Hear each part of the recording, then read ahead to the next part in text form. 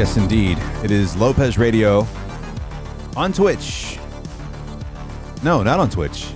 On the podcast. Oh my God, I've got problems. I've got problems galore. At Lopez Radio for all social media. And of course, you're listening to this on lopezradio.com and wherever you get your podcast. Now, on Spotify. My guest today is a gentleman who's a really good friend of the show and someone who hasn't been on since, I wrote it down, May of 2018. What? May of 2018. I have been on his podcast, and that's the TMIPod. TMIPod.com, the Too Much Information podcast with Shawn Arnold. I was there on February 11th of 2020. So, Shawn, welcome back, buddy. Yay! Yay, he's alive. Hey. We're all alive for now, right? Ding. Hey, man, how are you doing? I'm doing great. Wow, that was my last time I was on your pod was pre-event. Pre-event. It was, and that I wanted to go back and listen to it today, but I was so busy. But like, it was called Shawn 316 was the title of the podcast. Yeah. Shawn 316. I should have a big banner behind me that just says Shawn 316. You should. Before I forget, you can follow Shawn at Shawn ATL on Twitter if you're a Twitter person. If you're a Twitter person, you can follow him there and see what he's up to and when he tweets and if he tweets and whatever's happening there. I rarely tweet. I use it now more for like just tracking and following stuff. Yeah. Yeah. It's more of a promotional thing for me. Like I'll retweet the thing here and there, but I don't know, man. Like the more time goes on, the more I'm just like, what's it going to do if I put this out? Like if I express my disgust or my excitement for something, no one ever says anything. So it doesn't really matter. It's usually when I don't want responses when people respond on Twitter. When I'm just kind of like, I just want to put this out there because it pisses me off. Well, actually, you shouldn't be so pissed because shut up, Carl. Or if you get into something very subject specific, because the last time I got any real play out of Twitter, we both did, because it's when we were trying to figure out, it's when all the DCMA stuff happened and we were trying to figure out about licensing for songs and if your licensing carried over, for tracks. And then that ended up being like those tweets we had going back and forth where I had actually called ASCAP, I guess, or who did I? ASCAP. Yeah. You called ASCAP. Yeah. And I chat supported with them because I screenshotted it, and we got like 700,000 like retweets and whatever from people in the podcast community because no one knows what the hell the rules are about. Yeah.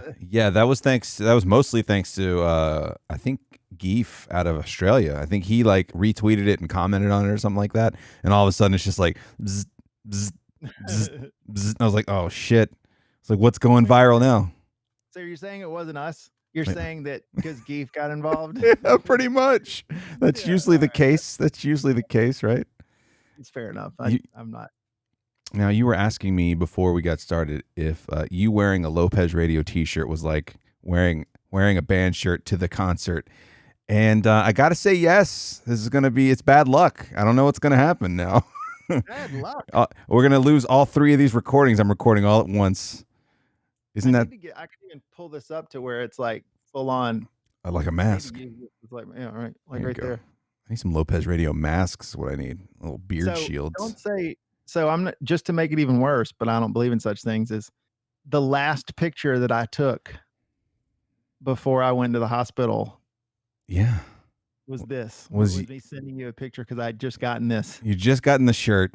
You'd just been on the podcast like a couple weeks prior. Like, it wasn't that long after. And I remember you sharing that with me like after you'd cleared the hospital and been home for a while. You're like, look at this. This is the last picture that was on my camera roll. And I was like, oh, Jesus. It's just you doing an Instagram selfie shot in the mirror of the bathroom. Absolutely. Full on rocking it. It's not that though. The shirt's comfy. I don't know what you want. Like the funny part is now that we live in Rona times, I have like at the top of my t-shirt drawer, because it's like I'm not doing dry cleaners. I don't have button downs for work. Like I just am wearing t-shirts and Adidas like workout pants every day. Dude, my pajama pants have gotten so much mileage in the past fucking 6 months. But like, there's like 4 or 5 t-shirts that I really like. And they all just are on top. And then Holly does laundry, my wife, Yeah. you know, and they just repopulate. So it's like I basically just wear the same like 5 t-shirts. Right. Yeah, I'm kind of the same way. Do you ever do like a purposeful like deep dive into your t-shirts? Like, get something I haven't fucking worn in a while. Like, come on. Sometimes, because I do find one, I'm like, ooh, it's really comfy. Like, especially too now, you know, when they get those like ultra softs, you know, that used to not be a thing. And I do find some random ones. I actually found a really cool one that I like.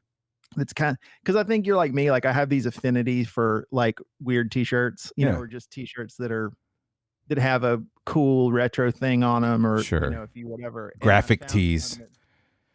That had, and I can't remember the dates exactly, but at the bottom it just says like 1982 to 1995. Right. And it's just a cassette tape. I'm a sucker for that stuff, man. I am. Like, you know, like I love Terrier Cult. Right now they're on hiatus, but I love Terrier Cult. So anything with like a Boston Terrier and some kind of smart ass, like, you know, pop culture reference to it, I'm like, yeah, I'm going to fucking buy that. It's great. Well, I have, for Christmas, this is how t-shirt stupid I am. Both my mom and my wife got me not the same t-shirt, like style, but the same t-shirt for Christmas.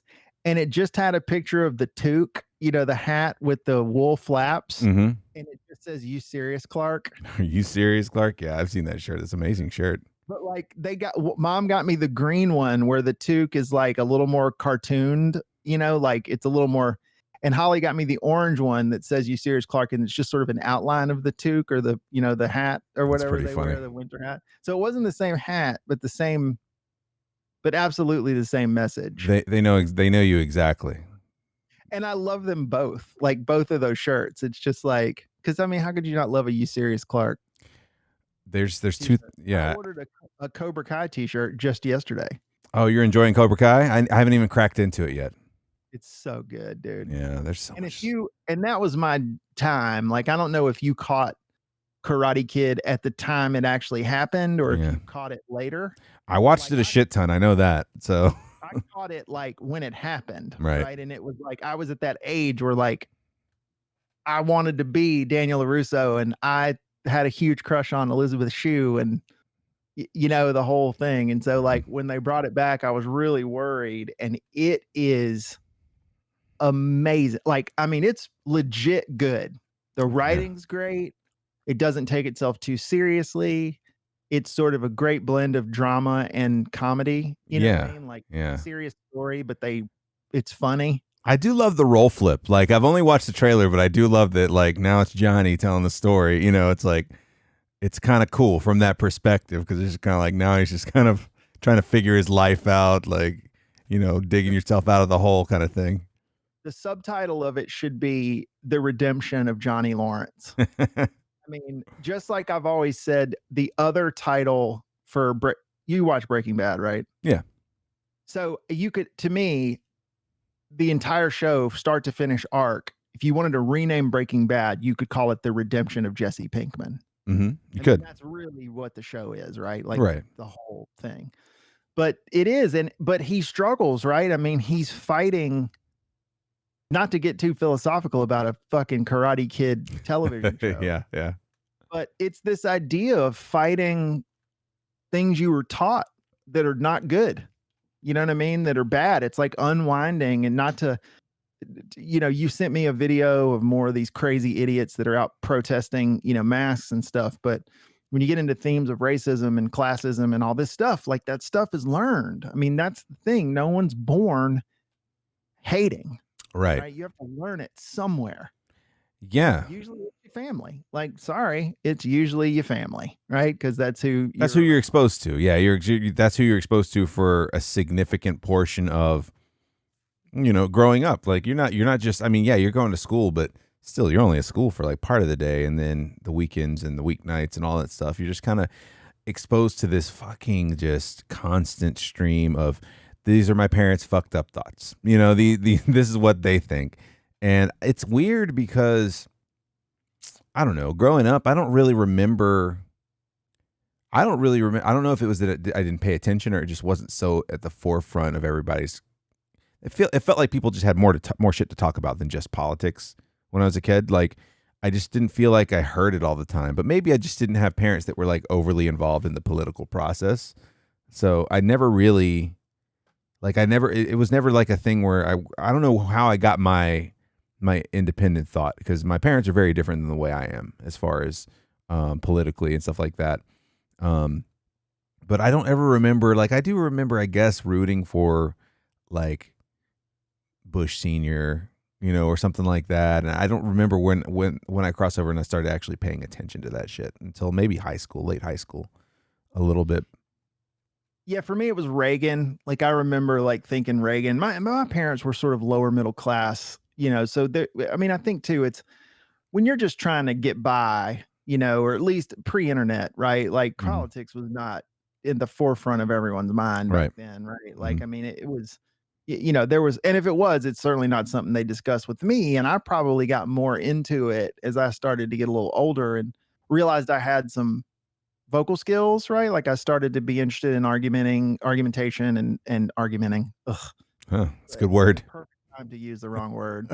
But about discussion and argumentation and persuasive speech, and that, we started studying that stuff, and I got interested in debate and, all that sort of, that thing, right? Like I like, argue a point, and of course you're drawn to politics when you start to feel like that, because that's all that is, right? Is trying to argue.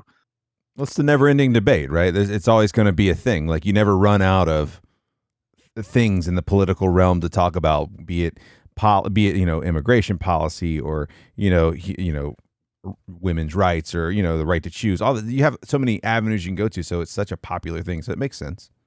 Well, what's so weird to me as well is, and I struggle with this a lot, right? So very rural family, you know what I mean? Like first generation college grad. I was the first person to go to college. My grandparents, we lived in a really rural, very white, or it was really white, but it was very also segregated, like physically segregated, right? Like there wasn't a train tracks, but there was an across the tracks kind of vibe. You know what I'm saying? Where, minorities that lived around where we lived in their spot, and we kind of, and the thing that's wild to me, and this is what's a struggle for me, especially as a white person, as I over the years have thought about privilege and these things that come along with, recognizing that exist when you're in a majority, right? Yeah.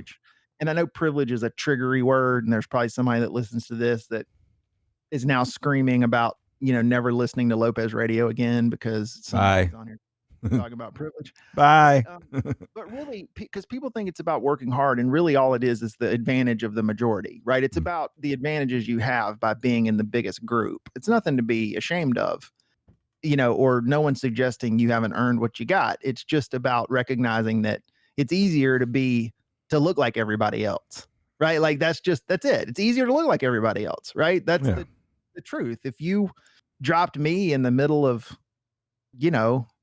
South Central Los Angeles, or you know what I mean? Like it would flip, right? Like, because I'm all of a sudden the one that's different, right? It's hard to be different. But the struggle and what is like my grandparents were legitimately good people, right? In a sense that, my grandfather helped everyone he could, and he was a kind man, and he was involved with his church, and he gave his time, and they never had much, but he did what he could. But they had horrible opinions about race.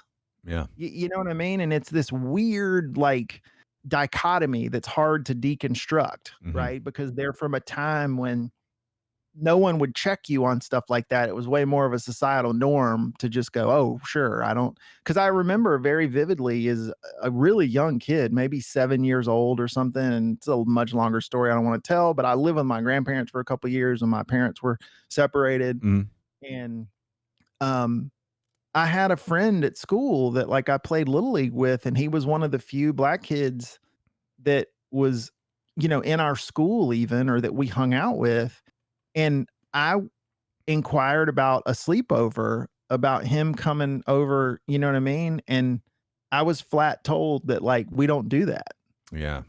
Yeah. And man, and at the time as a kid, I remember even thinking at 7 or 8, I was like, well, I don't understand, like what? And I'm glad that that's where that started for me, to start to question, like, just because people say that's not normal or that's not right. That's when I first started to foment those ideas in my head about how, well, for what? Like, what reason? Just because he's different? Like, that doesn't make sense, Yeah. right? Whereas a lot of people just go, oh, well, that makes complete sense, right? But it just is a hard thing for me to reconcile, knowing the kind of people my grandparents were, but at the same time, knowing that those attitudes could exist in the same headspace as a guy that would, go over to a buddy's house and like help them build something just cause, or Right. would, yeah, and even help people of minorities, right? Like people he worked with that would have problems, but socially there was this thing about you shouldn't be. Yeah. It was like holdovers from the old days. Yeah.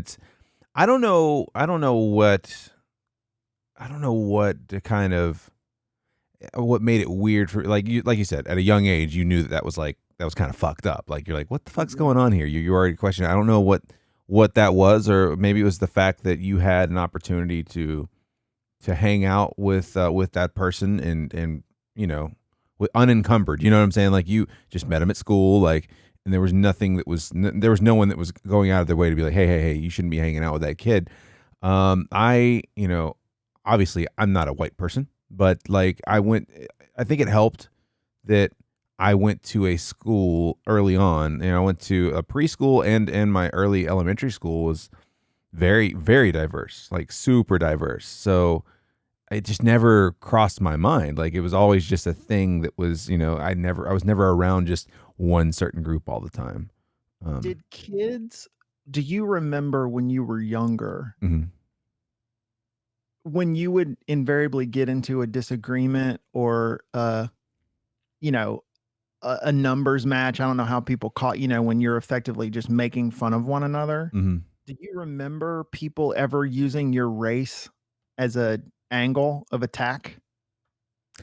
Not Or just that you were different? Like, do you think they knew, or do you think that it just never came up, or what? the first time I remember it being used like maliciously, but not even, I don't know, like, it's kind of odd. So when in third grade we moved from, we were living in Athens, we moved to a very rural, like, Oconee County.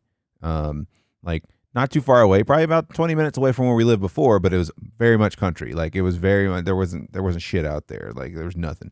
And so riding the bus to school, you meet a lot of kids who live out in the middle of nowhere, and there's like, our school, at the time, our school bus was probably picking up, like, I don't know. It was, however big a school bus is, but it was still picking up maybe a 20 square mile, patch of kids, right?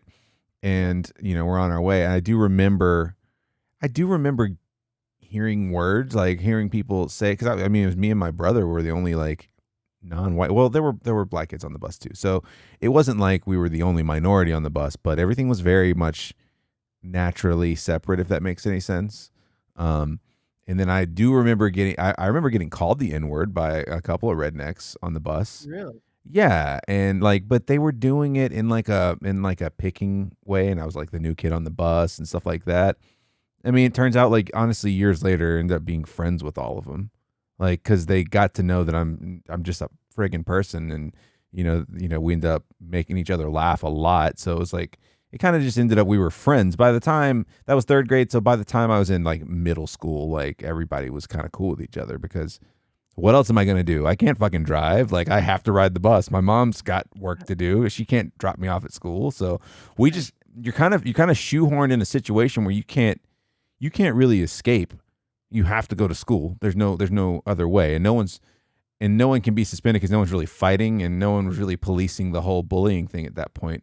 'Cause this is probably like, I don't know, 92, 93, something like that. I think it just after a while worked itself out, and I think now you have a little more isolation with people who can. The one thing I noticed from being a kid till, up until, late high school, a lot more people stopped, if something happened, they're not riding the bus anymore. Their parents are going to take them to school, instead of kind of going. I'm not saying people need to get bullied. I'm saying like some people just don't want to endure the hardship of being like kind of picked on. You know what I'm saying? Like Sure. there's like they get picked on one time and all of a sudden it's this emotionally scarring thing and they don't want to ride the bus anymore. I didn't have a choice, and so it ended up turning around. So I think I do remember people using those words to insult, and I would get mad when people call me a Mexican because I'm not Mexican, like shit like that. I'm just like, look, I'm not a Mexican. Like, and you try to explain it to them like a reasonable person, but they're not going for reason. No one's trying to be reasonable in middle school. I mean, you don't even speak Mexican. Yeah, I don't even speak the Mexican language. Which is always how, just pro tip, spotting a racist. If you Yeah. ever hear someone refer to Mexican as a language, Right. probably a racist. Or if they say something along the lines of speak American, like that's pretty racist too. It's a dead ringer, as we like to call it. Yeah, same. I mean, so this is a funny thing. And again, I don't know the answers. I'm not a parent. I'll never be a parent, like unless something really bizarre happens, which will also probably make me convert to religion. If somehow we end up with a kid magically. But I wonder the differences in, because I certainly recognize the dangers and the damage that bullying can do. Right. Right. I sort of got, maybe there are people in my neighborhood that don't want to deal with me anymore now. And I don't know if I told you this story a few weeks ago. We were doing like we were doing these like cul-de-sac social distancing things where we'd bring our tailgate chairs, and everybody would sit sort of apart, but at least so you could just be around some more humans, outside. Especially at the beginning when we still were trying to figure out what was okay and what wasn't, you know what I mean? Like as far as being around other people. And a lot of those people that live in my hood have kids. And it seems like a lot over the years, I've heard these parents talking about their kids, and especially around conflict resolution, and their kids not having skills to be able to deal with resolving conflict. Yeah. And it felt like the parents' default thing is exactly what you're talking about, right? Like just get them out of there, right? Like let's just change the condition, right? Like get them off the bus, get them moved into a different class, get them, maybe put them in a different school, like, all this stuff, which again, maybe when we're at right now, like from a monetary or a income standpoint, that's more of an option. To your point, like if the bus was the only way I was going to get to school, right? Like and there's certainly private school wasn't an option. I mean, we could barely afford public school. So, but I got, and I said, well, I know why all your kids are having all these problems, which is why parents immediately automatically hate you, right? The minute a non-parent like offers up an opinion about, parenting. But at that point, I was like, what do I care? Right. And they were like, well, what? And I was just like, we don't let kids fight anymore. Yeah. And everybody's head whipped around, right? And looked at me like I was like, like, oh, you savage. You know what I mean? But honestly, like, when I was a kid, because here's the thing, and I'm not talking about 18-year-olds, right? Where, somebody may go grab a rifle out of their pickup, which could have definitely happened when I was in school, right? Like, and all that. I'm talking about these are 10, 12, 14, When I was a kid, man, there became a thing where if you said the wrong thing to the wrong person, you were probably going to end up outside after school, right? Like, yep. And you might get your eye dotted, right? Like that's just what might happen, right? There became consequences for what you say, right? For real physical consequences. Here's the thing. Nobody ever got hurt. You know what I mean? Like, sure, you might have gotten a busted lip or, your knee scraped up or your elbow scraped, but like, it's not like any people are trying to kill each other at that age, right? Like things last, whatever. But I mean, I remember in elementary school, like picking on the wrong kid. And next thing I know, I was on my back. You know what I mean? And I would think about what I would say, like beyond that, right? It made me think about that. Or how can I resolve this, right? Without me ending up on my back again. Yeah. Right. And I'm not saying I know the answer, and I know that probably does damage to certain kids as well. But, I look at what the problems we have now with the internet, it's like this idea of like being able to say things without there being any consequence. Yeah. And people don't. I just feel like maybe younger people haven't learned, because instead of them learning through that, right? Like learning by like insulting someone's girlfriend and they punch you in the mouth, right? Instead they've been in all these situations where their parents just go, "Oh, there's a hint of danger," and they just jerk them out of, instead of letting them figure out how to deal with it, they Yep. just jerk them out of the situation, and they never have a chance to develop any skills around how Well, do I either resolve something I didn't cause, or how do I learn to be careful with what I say because I might have to pay a price. and some of those parents probably have the opinion of, man, what happened to the good old days when you could punch somebody in the face for being a dickhead? And it's kind of like, well, you can't because they might get moved to a different job or something, like, you know what I'm saying? Like, it's like, no, like, what happened to the good? It's like, yeah, you might get sued now. It's just a very different time. But I definitely know people that have moved their children, after they started getting picked on. It's kind of like, instead of going through the process of like, you gotta, you need to work this out. It's like, nah, we'll just put you in a different school. And it's like, I mean, you have to go. I feel like you must face some adversity or you don't grow. And I think a lot of people, we've talked about this so many times on this podcast, but there are a disproportionate amount of people that don't hear no for the first time until they're in college. They don't hear a true, like, there's not a true disappointing experience until they're in college, because everything's been easy up to that point. There's been someone to take them away from the situation. There's been someone to step up and handle the situation for them. And to me, that's the worst way to go about it. It's like, no, it's been kind of a big philosophy of mine for a long time. It's like, look, say what you want to say, whether it's, whether you're a celebrity, whether you're, just a regular ass person, whether you're a kid, but you must be prepared for the consequences. Like, it's just how it is. You have to be ready for that. And a lot of people aren't ready for that. Yeah, and I don't, and I think too, because for me, like, I've been around some bully. I mean, I probably have been the bully, Mm-hmm. right, before, right, and not necessarily realized I was doing it, right, but I just, in my experience with bullies, and this goes all the way up to being an adult, right? And being in the bar business for a long time. I mean, you were around that world. Like, how you get these macho assholes that get a few beers in them, and you know what I mean? But like, very few of those people, right? Like, they are a hint of, even a hint of pushback, they just fold. Right? Like, that's the thing about bullies. Most of the time, if they get in your face and you get right back in their face, that's enough, right? Because they're used to people just giving in to that, and again, they get jerked out of school or they get whatever, right? But if when someone takes a step towards you and whatever, if you take a step towards them, that's usually enough, right? Because they're not prepared for that.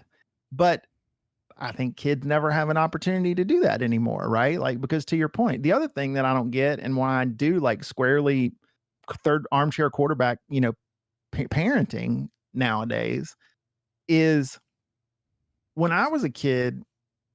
So I'll tell you a great story, right? So, in high school, in one of our baseball games, there was a kid on the other team that like stepped on our first baseman's foot.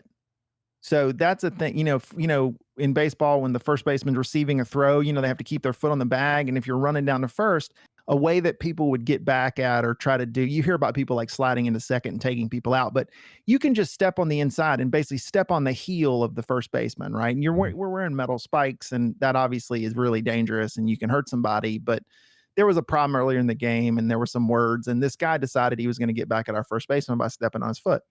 So, our first baseman goes down. He was bloodied up a little from the thing, and it turned into a thing. Well, I was pitching. So naturally, the next inning, right, when I come up, I was going to throw at someone. I was going to hit someone, right, on their team for, hurting our first baseman. And the umpire came out between innings, and I'll never forget, this guy's name was Billy. and he umped a lot of our games. And he told me, if you hit anyone, I'm throwing you out. And this was when in high school back then, if you got thrown out for one game, you were also out the next game, right? If you got ejected, it was pretty severe. Right. And I got real mad. I'm like, how can you do, like, you can't do that. Like, you can warn everybody after I hit someone, but you just basically, now you just gave those guys a free pass, right? Like, they took our guy out and I can't do anything. And I was really upset. And we were beating these guys to a pulp, right? Like, this team, they were not very good. And have you ever seen in baseball, like when pitchers are warming up, when they flip their glove, either like they flip it up or they flip it down or they flip it to the side before they throw a pitch? That's how you tell the catcher what pitch you're about to throw when you're warming up. So like if you flip your glove up like this, it's a fastball. This is a curveball. If you pull it back, it's a changeup. If you do it to the side, it's usually a slider or something. I started calling pitches during the game, like with a hitter standing up there. I would tell them what was coming because I knew they weren't good enough, right? And I knew they couldn't hit it. But it's ridiculously disrespectful. Right. Like, imagine, right? You're basically telling them, I'm about to throw a fastball, you can't hit it. I'm about to throw a curveball. Yeah. Good luck. And so after the game, my coach was so mad, right? Because he was one of these, like, you don't disrespect the game. And funny, now coaching later, I feel the same way. Like, that was an asshole thing for me to do. Well, the next day at practice, basically we had this big track that went around the complex where all the the fields were. He basically just told me to just take off running, and he'd let me know effectively when I could stop. So I ran the entire practice, hour and a half, whatever it was. And then my dad got up to practice and I saw dad talking to coach, and coach called me over and he goes, so I guess we don't have to have a conversation. You get the point on the whole don't be an asshole thing. Yeah. Whatever. And I'm like, yeah, I get it. And I go to start walking back to my car to go home. And my dad said, well, he's done with you and I'm not. So keep going. So my dad effectively then said, you're going to run some more. Holy shit. And these days, I feel like if that were to happen, there'd be a parent at practice threatening to sue the school, and you got the kid running, and why have you got him? Right? Like, you see these parents when the kid is clearly in the wrong. Yeah. They defend their kid because, their kid obviously can do, of course, their kid, it's impossible their kid was an asshole. Right. Right? Like, and that to me is a huge problem because when I was coming up, there was not a lot of, like, I knew if I got it at school, I was going to get it twice as bad at home. Yeah. Right. And these days it feels like if you get it at school, then parents are trying to figure out who at the school board they need to call because, they were unfair to Junior. I mean, here's the thing though. I think a lot has changed, obviously, since you were a kid, since I was a kid, like a lot has changed, but I don't think those parents are gone. I just think that the ridiculous parents are louder. You know what I'm saying? Like, I think that those stories get told more because of course the coach is going to tell the story of the parent that wants to sue him because his kid was running the entire practice. But, it's not as great of a story if the parent shows up was like, yep, he was kind of an asshole. He's like, it's I think we just hear those stories more. I do think it's a little more than it used to be for sure. But I think it's just way easier to hear those stories now. I mean, unless you think something like what, if anything, you think has changed between then and now, like in the way parents defend their kids?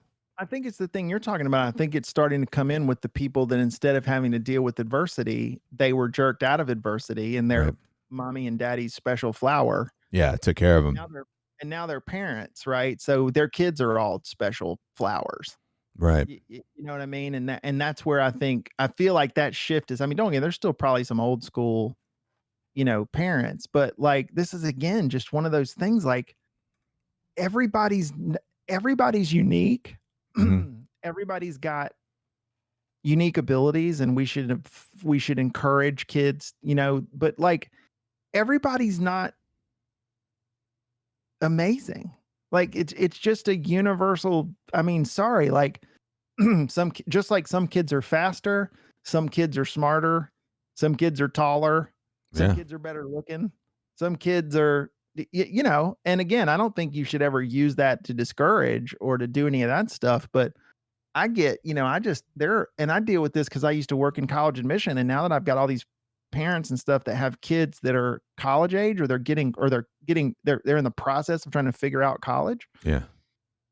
And, they tell me their kids got like they've got a 3.1 and made an 1100 on the SAT, and I'm taking them to visit Brown this weekend or Vanderbilt. And I'm like, your kid's not getting into Vanderbilt. Like, I'd be surprised if they'll let you even take a tour. Yeah. You know what I mean? Like but I don't know where that comes, again, it's just, and again, I'm not suggesting that you don't you crush a kid's dreams, but there's it's like, and I sort of like, if your kid worked a little harder. Yeah. At some point, exactly. At some point, the work comes into play, right? Whether you did the work while you're in high school to look good for a school you're applying to, or whether you start somewhere else and work your way into that school you want to be at. Like, it's kind of the two options, right? Like, I mean, I think that a lot of people, and this goes across all facets. We've talked about creativity and doing, entertainment type stuff here on the podcast. We've talked about, working your way toward anything. A lot of people don't want to do that work. They want to kind of be like, this is what I want to do, so I should just be able to do it, right? It's like, I mean, yeah, you can do it, but there's work involved. I think that message doesn't land. I don't think that message lands as much as it should. I don't think it landed very hard with my generation either. Like, it's just kind of like, people are kind of like, yep, you're going to go out into the world and do your thing. And it's more of a smack in the face, because high school, grade school up through high school is like a very different thing. It's not meant to be hard to get through, because they want everybody to get the fuck through, because they want their funding. They want, especially if you're somewhere like where I went to high school, where it's like, oh, you're a top rated county in the state. Like, they want to keep that up there. They want to keep that reputation. So you got to just push, sorry, at some point, you're not just extraordinary. You've also got to be a cog in the wheel, or a cog in the machine. You got to keep the world moving. And there's also a point where, like, there's a difference between like discouragement and realism, right? Sure. Like, for example, if you've got 20/75 vision when you're 16 years old, you are not going to be a pilot in the Air Force. No, it's not happening, right? You're not, or if you want to be a rocket scientist and work for NASA, and you can't pass trig, or calculus, it's not gonna happen, right? It's like, if you want to do animation but you can't draw, right? Or these days, if you don't, you can't work a computer, I guess, not happening. And some people just don't have, those skills. And I don't know, I just feel like there's a point where it becomes a disservice, to not be honest with kids and go, okay, let's focus on your strengths. Let's talk about, where it is. And here's the thing. That doesn't mean you can't be successful. I mean, I want to say the last number I saw, and this is going to be so wrong and I should look it up, but I want to say that on the billionaire list or something, like, some really, really high percentage of them are college dropouts. Oh yeah, I believe it. Right. Like, it's not, formal education is certainly no given either on, you know what I mean? On changing the world, right? Or going out and being, Dave Chappelle, who I think is, while he's a comedian, is one of the most, loud, clear, and prescient voices in the country at this point about really important societal things, did not go to, I mean, you're talking about a guy that grew up in DC and went to an art school, and you know what I'm saying? Yeah. And, I mean, and that's one of the, if you listen to that guy talk, it's like, that's one of the great minds of I feel like, of our generation, right? Like, he's one of the sharp thinkers of our time, right? Inside of the construct of comedy. But, that guy's not, ain't got an MBA from Columbia, you know what I mean? Or whatever. Yeah. Well, I mean, and the thing is, there's a very big misconception. I think it's kind of fading a little bit, but it's still there. There's a very big misconception that graduating with several majors, maybe having a graduate degree and, having a doctorate and all this stuff, that means, holy shit, this person knows what the fuck's going on. I can tell you, as a person who has worked closely with several different types of PhDs and grad students and people who have spent a lot of money on the educational system, it doesn't exactly mean you're a sharp motherfucker. It just isn't. Like, you are. I've met some dumb doctor people. There's some people there's some people that have doctor in front of their name that I'm just kind of like, man, you don't know what the rest of the world's like. Because essentially, especially if you're talking about something like academia, like, you're talking about people who went through high school, went into college, kept going to college some more, got a job at a college, and now they're teaching college, and they've never been outside that bubble. And it's just kind of like, while you're probably really good at what you do, I mean, you've worked hard to get here, maybe you were lucky, maybe you were, very persistent at what you did, and it doesn't mean that you're common sense smart. It's the common sense versus book smart kind of argument, right?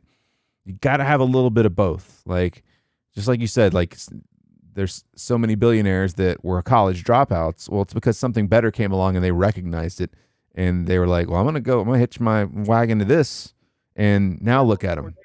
Or they were just beyond it, right? They looked around and said, I'm not getting what I need here. No.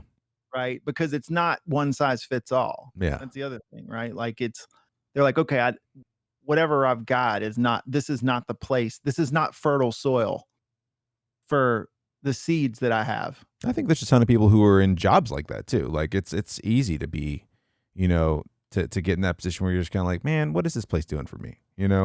What am I doing here? And I think that's why you see, I don't think the quote unquote midlife crisis is a thing that's just going to happen. I think it's just something that it's a pivotal point in people's lives where they've probably dedicated themselves to a certain way of being for a long time, and now they're realizing, I don't really like this. So it's either shit or get off the pot type of situation. And a lot of people go extreme with it. Like, I'm gonna go buy a Corvette, or I'm gonna go do this or that, or completely uproot my life and do something different. And a lot of times that can be cool, but I mean, I think it has more to do with the fact that there's a lot of people who are like, things are this way. Things are going to be this way. And then one day they realize, fuck, it didn't have to be this way. Shit, I could have done something else. God damn it, what am I doing kind of shit. And, I was talking to, I was sitting around the other day having a couple of drinks with our buddy Banshee. And, we were talking.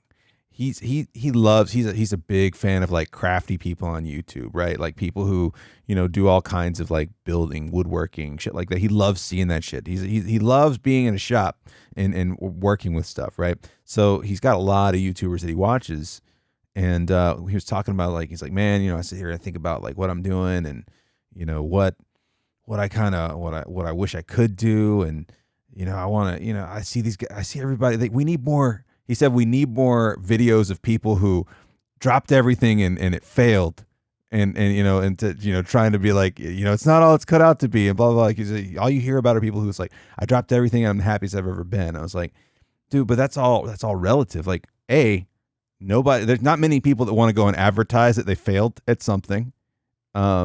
B, you don't know what that person, everything that person you are talking about dropped. They might have been making $10,000 a year, and they didn't really have that far. They didn't really have that far to fall, So it could be just a case of where they just put themselves in a better situation. But you can't. I don't know. I think a lot of people beat themselves up about shit like that. But also, you're only seeing the success, right? Like, here's the thing: I will guarantee you're seeing the Instagram most of the time, right? These people that are successful now have failure stories. Sure. You're just not seeing the failure stories, right? I mean, don't get me wrong. There are certainly Malcolm Gladwell outlier style people that maybe their first thing is the thing that, that makes it go, right? Or whatever.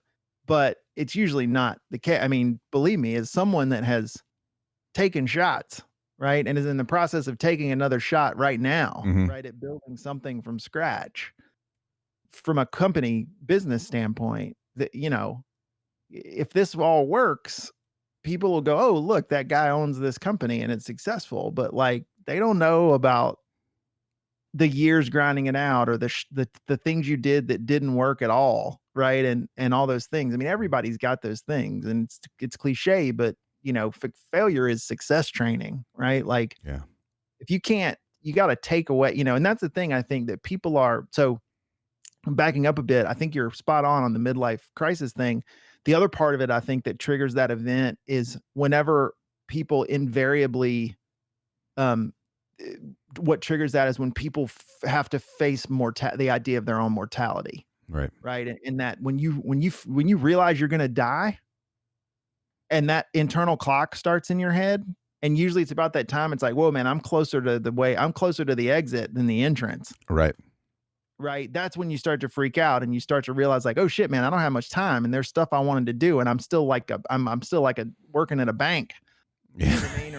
Or like grinding it out at an accounting department somewhere, or working at a restaurant, or whatever the thing that they have, if it's not what they love. Yeah. And that's part, I think, too, where society is screwed up, and where these things like educational systems, because they do try to be one size fits all, right? And you start to paint these boxes of things that you're supposed to do that qualify as successful. And one thing that I've learned, and it's one thing I think people can only learn it in time and experience, but like there are thousands and thousands and thousands of ways to make a living.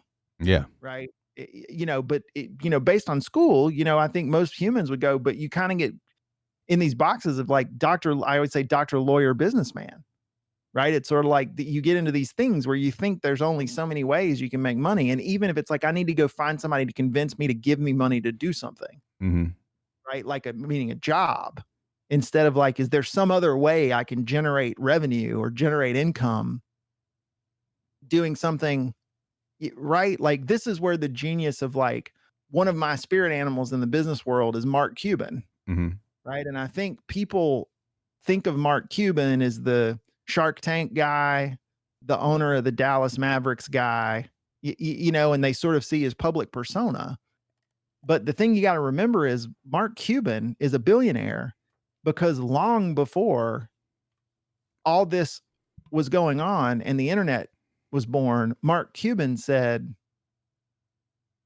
I think delivering video in real time over the internet is going to really be a thing.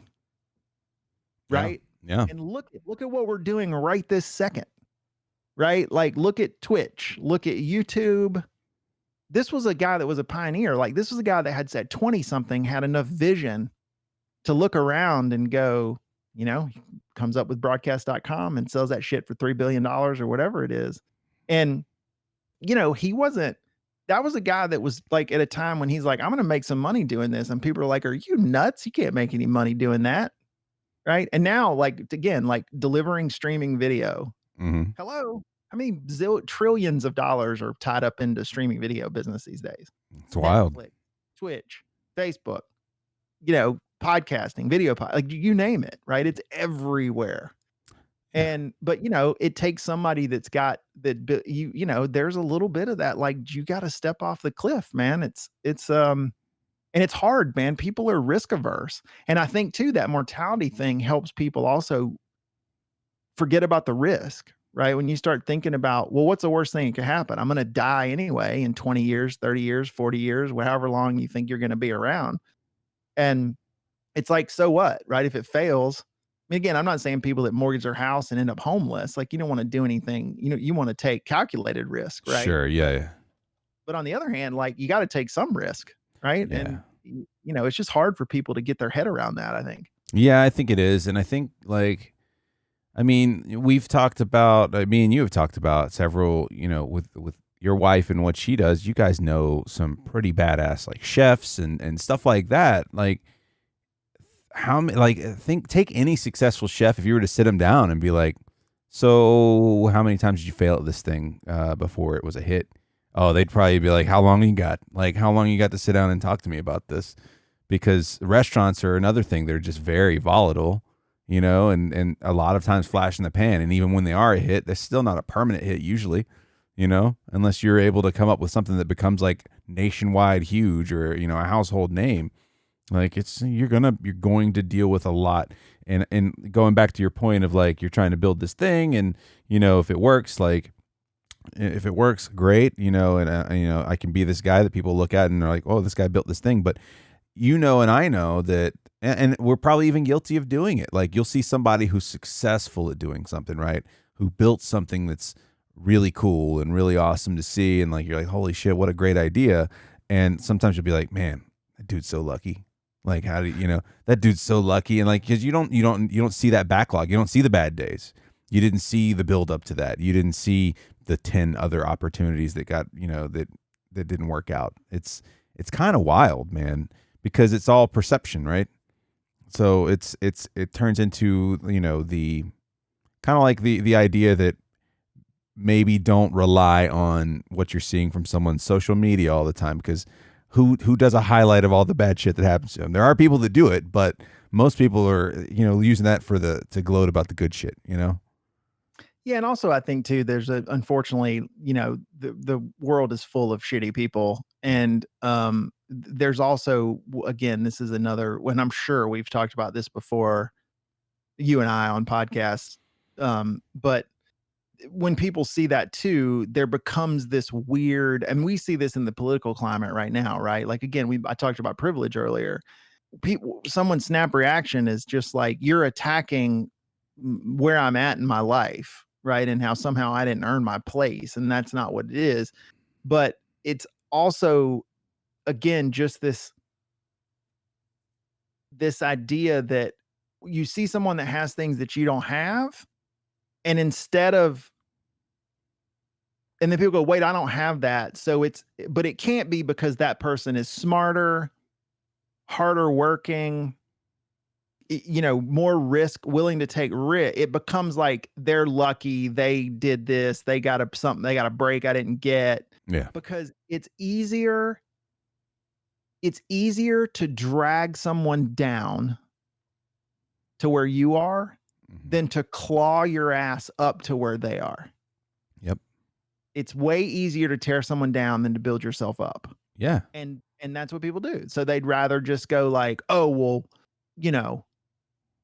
that guy, he couldn't have worked harder than me. He can't be smarter than me. Or that girl, there's no way she's, more talented than I am. Mm-hmm. So I'm going to, call her names and talk about all the reasons why she shouldn't have what she has. Yeah. Let me work on me, and maybe I can get up there.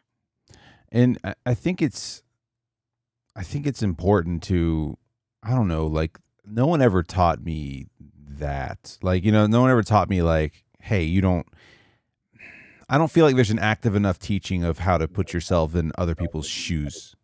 You know what I'm saying? Like how to be empathetic. Yeah, it's kind of tough, because I'll say this much. Like, so I worked in retail for many years, and then I finally got my first IT job, right? And that was the first time I was like, man, I am never like, not that I ever was a jealous person of people's success, but like it kind of cemented in me, like, because I worked with a lot of small and medium-sized business people that were, barely getting by with their business, and then people who were doing really well with their business, and they were just kind of a medium-sized company that was doing really well, wasn't too much, wasn't too grand, wasn't too, but wasn't too shabby, like, but you could see how hard people were working to make that happen, and you're kind of like, well, I mean, I could see where other people might be like, man, this guy's got everything, I'm fucking jealous of him.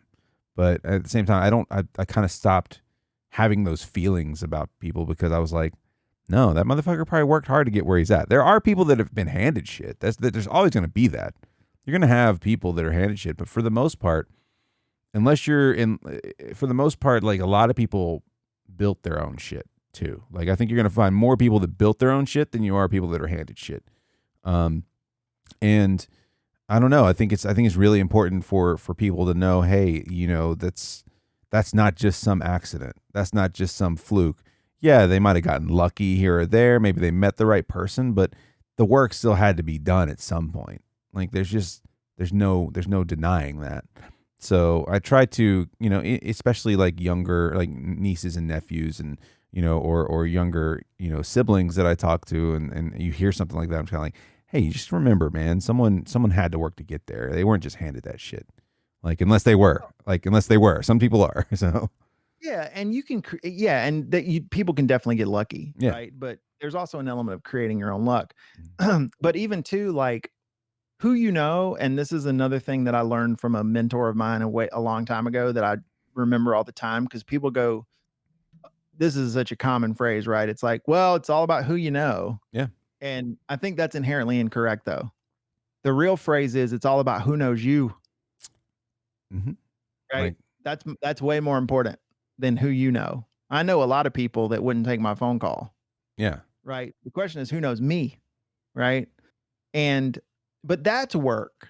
You know what I mean? So it's like, like this we're trying to build this business and there are people, wink, that I want to be involved in my business when we have enough time, money and resources to do that, right? Right. People that I know. But the reality is if we go and find one of those people and pull them in and it becomes wildly successful for them, and we all make it happen and it works. Well, guess what? Like that person or those people that I want to bring in, it's like I met them and one, they're not an asshole. It's like be kind, right? Right. Treat people with respect. Like that's the first thing. If you're a dick, no one's calling you with that great opportunity or that great thing. Yeah. Number two, you learn what people do and what kind of human they are, right? And you go, oh, but that's the thing is like those people have built skills, and when you meet them, they're not dicks, and you develop a relationship. And like that to me is what's crazy when people just like, oh, well, I was trying to get this job and so, the guy I was up against, the guy knew him and that's what got him over. And I'm like, yeah, but that wasn't just like that got put in work to create that relationship. Yeah. There was work at some point. It has value. So how are you discounting, like if the shoe was on the other foot, you know what I mean? And the guy that's hiring you worked with 10 years ago and he liked you a lot and you got the gig, or you turning it down because oh, you just know me, man. yeah, it's not fair. You should get the other guy. Like, man, no, you're not doing that shit. Are you kidding? Right. Right. Like, so, but that's the thing. Like, even that stuff is work. You're just not thinking about it as work. I mean, and that's why you try to, again, like, don't be an asshole, right? Like, it's like, you never know, like, what do they say? Oh my gosh, now I'm completely, forgetting the phrase, but um, it's something like the ass, the boot, the, the shin you kick today may be connected to the ass you have to kiss tomorrow. Yeah. Yeah. Right? Yeah. And it's just that you just never know, man. You don't know how those kinds of things in life may play out, Right. And I think that the don't be a dick thing is loosely tied to what you were talking about earlier with parents who gasp at you saying they don't get into fights anymore. Kids don't get into fights anymore. And it's like, well, all you're doing really, like, you're doing a disservice to your kid by pulling them out of the situation prematurely. Like, maybe it's a bad situation and the kid's getting really bullied and really beat up or something like that. Yeah, pull them out of a dangerous situation. But like an altercation and you pull them out of it, like, you're shortchanging your kid in some development, and B, you're taking away an opportunity for a dickhead to be put in his place. It's like your kid could be the one that, like, is the one that, like, stands up to this kid finally, and now that kid's like, oh, I'm not gonna fuck with kids anymore. Like, I'm not gonna fuck with these kids anymore and be a bully.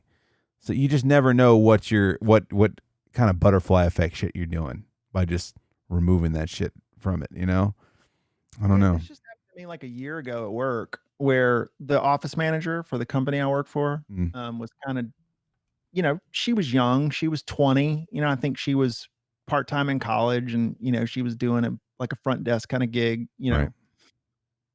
and she was smart, and she kept kind of coming back to me on some things where we interface. Like I needed some client stuff that she kind of was in charge of, and as far as anyway, she was pushing back on stuff that was really like sort of outside of her pay grade. Like she was basically trying to tell me to do my job differently because it would make it easier on her. Right. And which is, again, I also say that's fine. Like I didn't have any problem with her coming to me and saying, could we do it this way? And the first time she did it, I go, well, look, I understand why your perception, but that makes it harder on this side. And this side, frankly, is a little more impactful. And like I'm interfacing with the clients every day, and these are hundreds of thousands of dollar type deals. And, we can't flip that, right? Like we just, I was very nice about it and just, but she kept hammering, like every time it was this passive aggressive, like she would make this offhand comment about, well, if we just did it this way, it would make my life easier. And I finally sent like a pretty tersely worded email that said, look, I don't know how many other ways I can discuss this. We're not changing the process. Please do your job. Right. Right. Mm-hmm. And, and I don't want this to sound like dickish, but on an org chart, we're just about as far away as you can get. Right. Like as far as I'm 2 steps away from the owner of the business, and she's in like sort of an entry level gig. And again, I would never discourage her for throwing out ideas. It just that once we sort of decided that's not a path. Well, so then this is what happens. I get a call one day from the person that ran admin, right? One of my peers. Right. Where she then went to that person with my email and talking about how I was mean to her and, this litany of things, like basically like reporting me, right? Like for how I treated her. Right. And so that talking about those resolution skills, like that's a thing that I don't understand. And maybe I'm just have a superpower or something, but like when I was starting and was at the bottom of the totem pole, I can't fathom going around someone 3 steps above me in the organizational structure to in line or above them, right? Before I talk to that person about, hey, I didn't like the way you worded that email. I thought it was this. I thought it was that, like, right. And it just became, but again, like no concept of trying to work that out with me. The problems was between me and her. Right. Not me and this other person, but her first thought, rather than to work it out with me, was to run around me and put someone in the middle. Yeah.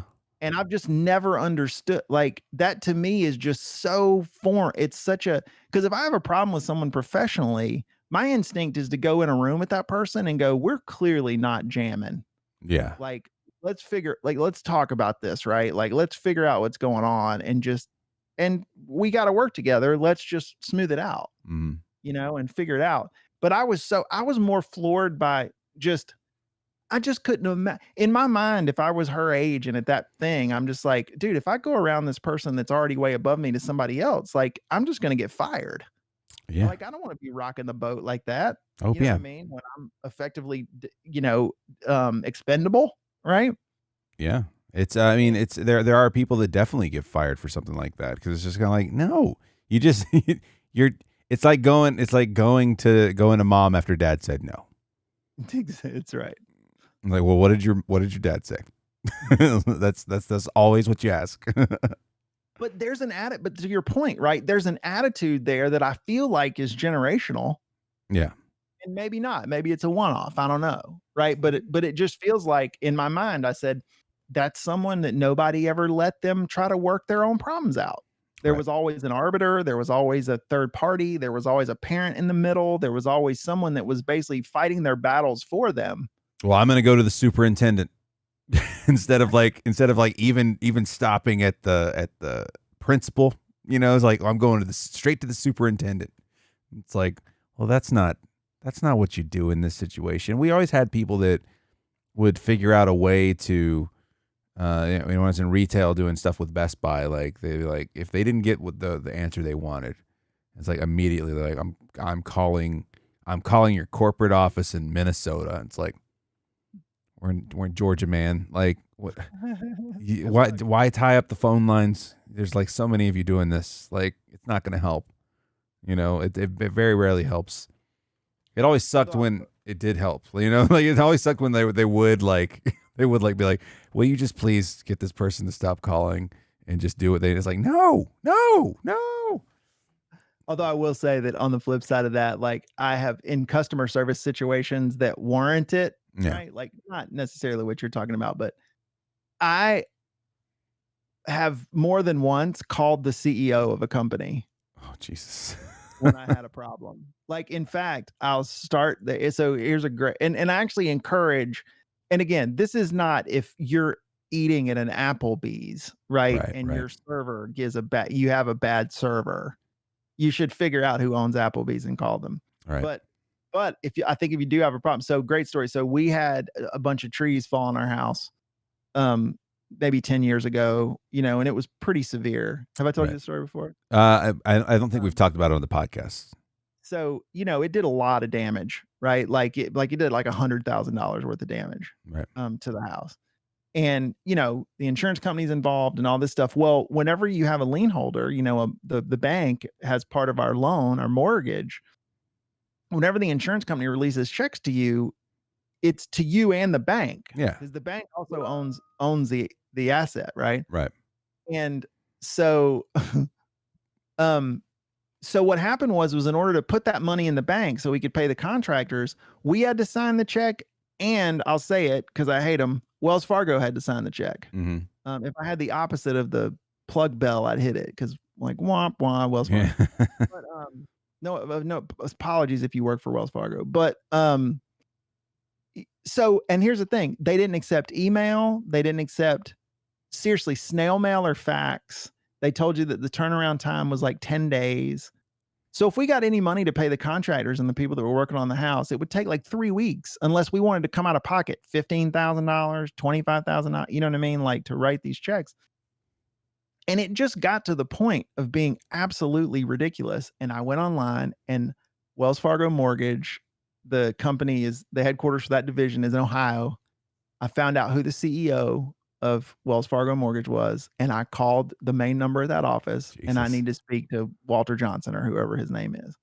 And they're like, he's not in or whatever. Do you have an issue? And I said, I do. I'm a mortgage holder with you. We're in the middle of a $100,000 claim.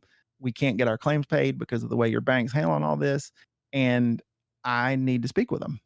Right. And then the first time it was kind of nothing. And I just kept calling back. Like I sort of did the Andy Dufresne thing, like, in Shawshank, right? Where he wrote 7,000 letters, until finally the people gave him the books for the library. I just, every day at 10 o'clock, I'd call and be like, I got to know like Gladys or whatever her name was. Like, I'm like, hey, Gladys, it's Shawn Arnold. I'm just calling back to see if Mr. Johnson's in. And so finally, I got a call back from this guy that worked in his office, and that guy handled our claim the whole rest of the way. Wow. The guy that worked for him. And whenever we got a check, it got instantly cleared. It got whatever. So this is so tangential, but if you do have a problem with something big, and this is like true for sales, it's like go as far up the ladder as you could go. Right. And see where they'll push you down to, because it'll probably be higher than you calling 1-800-HELP-ME or whatever it is that they're trying to get you to do. But that was a great lesson, because then the thing was smooth sailing. I'm sure they were just like, just whatever you got to do to stop this cat from calling me. It happens. Yeah. Like, do it. Poor Gladys. Now, in this case, I do think we had a leg to stand on. I wasn't being unreasonable because I didn't have 25,000 in cash to front, Wells Fargo. Right. Right. So we could get the roof fixed. Mm-hmm. You know what I mean? But it's time and place, right? Like there's always, but on the other hand, I didn't work for them, right? Like I'm the consumer, which is a little bit different. And I also wasn't trying to be a jerk. I was just trying to get our problem solved. Right. And I know that's a fine line, but anyway, I just got off. So, if somebody pisses you off bad enough, big, find out who runs the company and call them. Right. Right.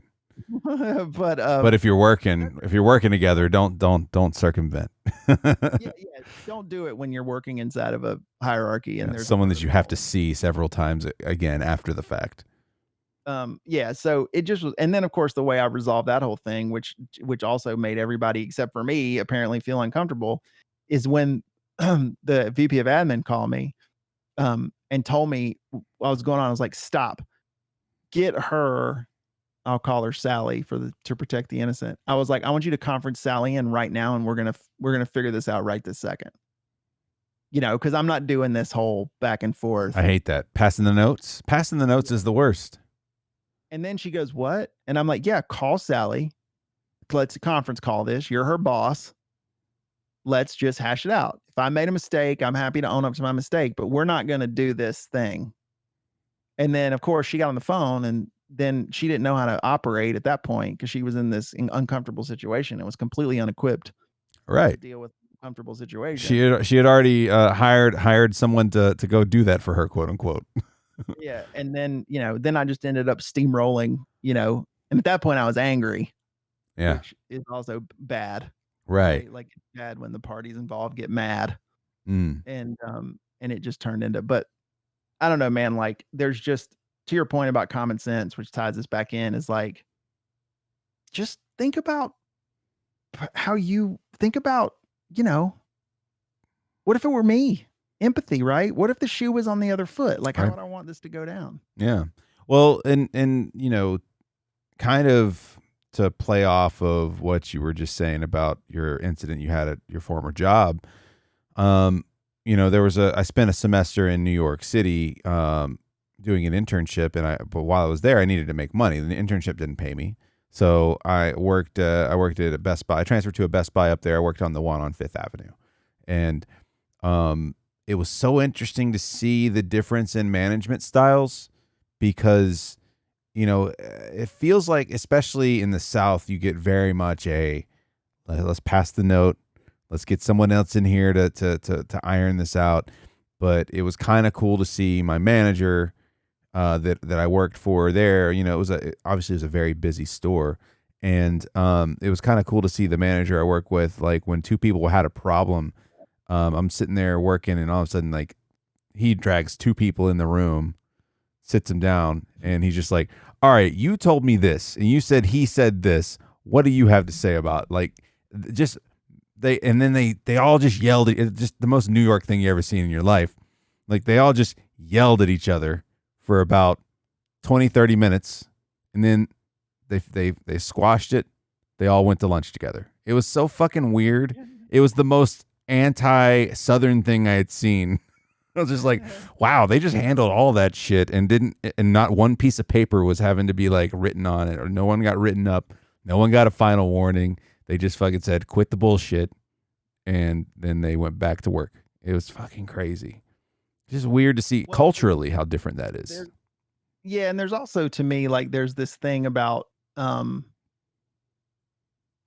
that people aren't good at, that, again, I don't know if this is just me, but it's like you separating personal things and professional things, and creating, and again, I'm not to suggest that you don't have personal relationships with the people you work with, because I like getting to know the people I work with, because I like people, you know what I mean? I like meeting people and learning about people, but it's again, also this thing that I've said is, and this is even new for me that I've learned, and some of it's from being sick and getting through that old deal and whatever, but it's just like, why, like, this is why I don't argue online anymore.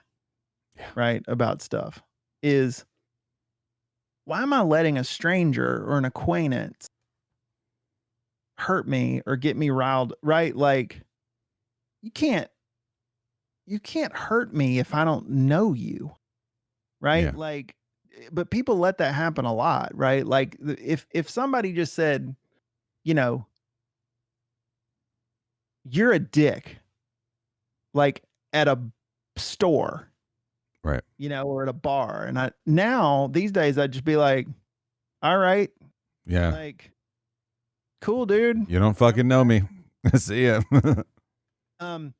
If you said to me, you're a dick, I would have some stuff I needed to work out. Right. Because we have a relationship, right? Like, I trust you. I care about you. I care about what you think. Mm-hmm. That's a problem if you think I'm a dick, because you know me, right? And it's like, oh no, if he thinks I'm a dick, then I've done something, right? This isn't an accident, right? Yeah. But if a stranger, I'm like, you don't know me. But man, there are people that, like, people say that. It's like, you would think that their mother told them they didn't love them anymore. Oh God. People let it get them really, really bad sometimes. Man, don't let strangers live rent free in your head, man. Like, it's just, there's no good that can come from it. You know what I mean? Like, and again, it's one of those things I feel like I don't think you can teach it. I think people just have to figure it out on their own. Yeah. But, man, it's like, I'm not going to let people have that kind of power. You're giving people a lot of power. Yeah. Well, I mean, and it even kind of goes back to the conflict you were talking about at the very beginning of the podcast when you're like, "Hey, I love these people. I love my grandparents, but it blows my mind that they have this world perspective, right?" Like, I think that while you can have that situation, I think that also keeps sometimes, depending on the family. I know some families just go at it, but like depending on the family, it keeps some people from taking it too far, from being insulting, being personally insulting. But I mean, it doesn't stop everybody. I'm not saying it's completely fail safe, but I definitely have siblings. I definitely have cousins. I definitely have plenty of very close, relatives that we don't agree politically, but it never gets to the point where we're just kind of like, you're a fucking idiot. Like we just never do that. It's wild. Like I've kind of always been, especially with people I care about and people I know, like I have never been a person to call anyone like a name. You know what I'm saying? Like I just haven't been that guy. I just don't it would take a lot for me to be like, "Hey, you're being a fucking asshole." Like I don't know. I just never liked name calling for some reason. It's never been a thing that I like doing at all. And any time that I have done it, it's always been in jest. But I don't know. That's just me, I guess. I know that family wise, sometimes your love and knowledge of that person for so many years keeps you from taking it to that level. Well, sure, and of course it does, but that's where I think normal human, like to a degree, if we could project that same type of care Mm. toward people that we don't know or don't know as well, we could maybe have substantive conversations in this world, Yeah. where you're like, I'm not just gonna open up a can, you know what I mean, on this person. Like, again, like if it was my mom, this happens. Like my mom and I could not be more politically different. Mm-hmm. I mean, miles apart. But I'm not gonna call my mother a name. You know Right. what I mean? And whatever. Like, I mean, I may do it when she's not around, but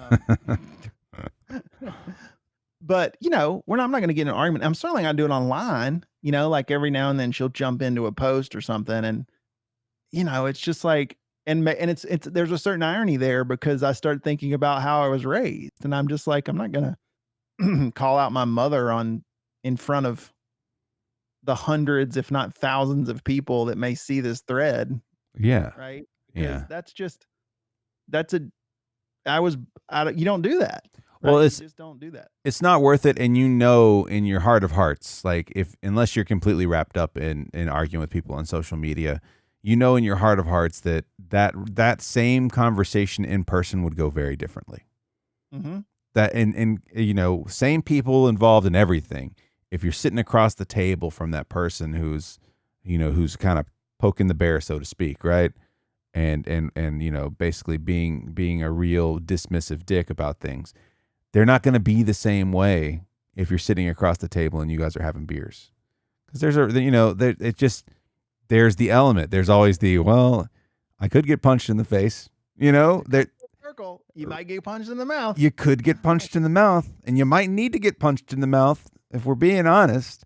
But like I think it's a comfort, man. You can sit back and you can just be like, well, I'm going to drop this little what I think is a truth bomb or a grenade into this conversation, and I'm just going to close the window. I don't have to deal with it.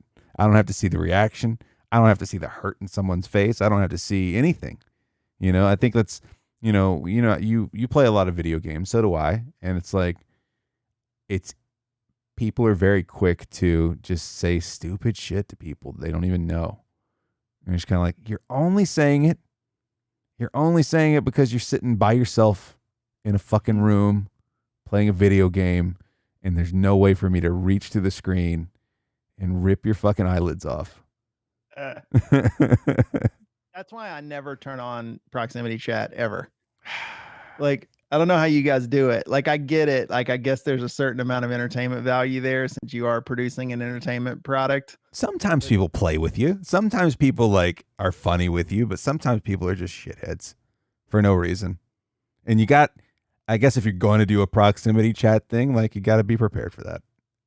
And that's fine. And I mean, that to me is too, like, an interesting argument is, one where people these days will tell you that, there aren't things that exist in this world like racism or anti-Semitism or whatever. And like I always say to them is like, man, go log in to a matchmaking session in any team game. A PUBG lobby. Warzone, COD, any of DBD. And you wonder, like, what is burning inside this person that they just have to scream it out? Like, what are they so unhappy with in their life that they're just like, because here's the thing, man, I love my life. I don't really have a reason to go into any forum and just drop, what insert bomb here, insert whatever homophobic racial bomb here. Yeah, I used to honestly like, and this is obviously sensitive to me because of my wife's religion. In the old Call of Duty days, remember when you could make your own emblems? Your avatar, they had an emblem maker and you could make your own thing. Mm-hmm. I would sit for hours at a time just looking through my previous players lists or whatever, just people I've played with. Yeah. Just reporting people that had swastika, that they made a swastika as a part of their avatar. Mm-hmm. And I'm just like, what? And I really do think in my head, like, okay, what could possibly drive someone to take something that toxic? Right. And this isn't like, if you're an Eagles fan and you hate the Cowboys, right? And you do an avatar of like, somebody pissing on a Cowboys star.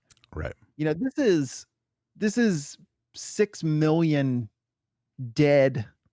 You know what I mean? This is as real as it gets, right? Like someone tried to wipe these people off the face of the earth, right? Because of their religion, right? And their beliefs. And to just like, what's happening in that person's brain? Like, I honestly can't wrap my head around it. Like, I don't know what drives someone to. And, the thing is there's probably grown-ups and there's probably kids. And, and it's all, and they're doing this. And it's just like, where does that come from? Like, how could you possibly represent something that horrible? Well, yeah. Well, my first two thoughts are they're not really educated about what that means. They just kind of loosely know. They think it, they in their head it's something that's a movie thing, or something like that. And B, they don't know they might not know a person that it has affected at some point. You know what I'm saying? Like they don't know a person that's like personally tied to it. So they're just kind of like, well, I don't know. It's kind of like COVID. I don't know anybody that's got it. I haven't gotten it, so I don't even know if it's a real thing. It's that mentality. It's just kind of like, whereas if they have someone they love that was attached to someone who went through that or had family that went through that, they would feel very different because like, no, I care about this person. And obviously this is something that bothers this person. It's most likely someone just who is just very closed off on all aspects. They could probably just be like, well, I'm just memeing. It's like, well, yeah, but it's kind of like, it's kind of hurtful. Like, it's like, you're not, it's not exactly like a thing you just joke about. It's not like you're joking about a fake character in a movie. That was a real thing. Yeah, and also if you're going to joke, like the audience needs to know the context of the joke. And when you're just putting that out there for people to see by itself, that nobody is in on the joke. Even though, again, probably not and I'm one of those people that believes that no topic should be off limits as far as comedy goes. I think it's all about intent. It's about what's the intent of the joke Sure. that matters, not the content, but the intent. Right. But you can't give anybody context when you're just throwing out, Yeah. An Avatar. I'm sorry, an Avatar is not selling tickets to a show for me to sit down and go laugh. Like, I don't know if that's a joke or not. Like, it's just not there. And this is even someone that's a Southerner, right? Like, I'm like an 8th generation Georgian, right? Like, and I still like it, and again, I guess the way people represent themselves, but like, it's just when I see people like in the grocery store wearing like a Confederate flag t-shirt, and I'm just like, man, like, you're putting that out there, and that's all people are getting about you, right? Yep. Like, they don't know you, they don't know what that has to do with. And I mean, these days I feel like, just to be on the record, I don't feel like there's a good reason at all, right? Like, it's like, even if that meant something else a long time ago, the reality is much like that swastika, which was an old Catholic symbol that got co-opted by the Germans, right? And it's ruined it for everyone. Sure. That's kind of how I feel about the flag. Like, sure. I mean, again, I still think it was rooted in, a bunch of people that were, super mad that no, people wanted them to not own people anymore. But yeah. But regardless, right? Like, that symbol now is just about racism and hate in a time when our country was as fractured as it's ever been. It's just, there's nothing good about it. Like, and apologies to any of my redneck friends that, disagree with me about this, but that imagery, there's nothing positive about that imagery. Yeah. Right. Period. And, but it's just like, people do that. And in my mind, I just think to myself, it's like, you're advertising that, and that's all people get. You walk into a public place, and unless you happen to know everybody in there, they're going to look and go, all right, what can I surmise about this cat? Yeah. Their rebel flag t-shirt. Yeah. I mean, I've always said it. I've said it a few times on here, because the rebel flag thing is something that's been, it's been a discussion since I can remember. I remember being in 4th grade when they were getting ready to change the flag for the first time, and stuff like that. And the flag changed like 2 or 3 times through those few years there. But like, I've always kind of thought in my head, and I've said it out loud before too. Is like, if you have to justify and explain it, like, there's a problem. Like, if you have to, well, wait, this is why I wear it. It's like, dude, it's like you said, I don't know you. You can say whatever you want. It tells me something completely different. It tells me I really, really don't want to go hang out with you at your house. Like, it tells me, like, it's just weird. And it also makes me think of a Kid Rock concert I went to one time. Where this is with like one of my exes. Her boss had gotten tickets to Kid Rock. This is the weirdest. And at one point in time, I was a Kid Rock fan, like early days, early days Kid Rock fan, Devil Without a Cause Kid Rock, right?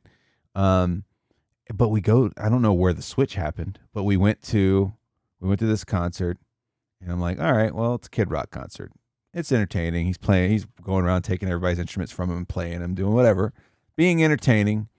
And then I forget what song it even was, but all of a sudden, like, these red flames shoot up, and the biggest rebel flag I'd ever seen in my life drops from the backdrop.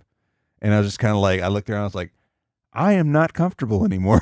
Like, I'm a very brown man in the arena floor here. I really have to piss, and I don't really want to go now. You got to all of a sudden go buddy system for bathroom trips. Like, you got to figure out. Hey, Rick, walk with me to the bathroom, so I don't get, beat up by some white dudes that are really hopped up and roided out on their rebel flag pornography. Yeah, and now their rebel flag boner is at full erection because the flag the size of like a football stadium that just unfurled behind. Yeah, no shit. And they're like, come here, brown boy, we got to put this thing somewhere. It's like, good God. But like, I think about that stuff, and I'm just kind of like, well, if I'm automatically uncomfortable, and I grew up in the South, I grew up with talking to and being friends with people that wore Confederate flag stuff, but it's because I knew them. It's like you said, it's like no. Oh, Shannon, I know Shannon. he's a cool dude. Yeah. If I didn't know him, I'd probably be like, he looks like a dumbass. Like he's wearing a rebel flag belt buckle. But like, no, I knew this guy in 3rd grade, and I know he's not a fucking shitty person at heart. He's just poorly placing his pride somewhere. But more importantly, though, too, is that you may not get the full Monty Shannon because he knows you. That's true. That's also another thing. Yeah. And maybe you don't get that because he's like, well, yeah, I generally don't like brown people, but that Lopez is all right. Yeah, I've known him since 3rd grade. He's not your typical brown guy, right? Like he's not your normal Mexican. This guy's whiter than me, man. Even though he's not from Mexico at all. Exactly. It's just, but yeah, man, but people's like their process, and it's just, and I'm, but the thing is like, I'm a free expression guy. Like, that's where, don't get it twisted. Like, I believe you should have the right to wear that shirt all damn day if you want to wear it, but don't be surprised if total strangers think you're an asshole. Yeah. Don't be surprised if you get looks. Don't be surprised if you get looks. Someone sent me the other day, sent me one of our group chats a tweet. It was one of those, it's one of those Georgia accounts that I follow that just kind of like says, oh shit, there's some shit going down in Georgia. Look at this shit. Cobb County, Georgia. So there was a couple dining outside at a restaurant, and this lady just, as you would expect, just a really big redneck lady, had like really big on her exposed arm, "White Lives Matter" on her, like impact font. Impact. Yeah, impact font. Like, "White Lives Matter." Like, it probably took up 2/3 of her fucking upper arm.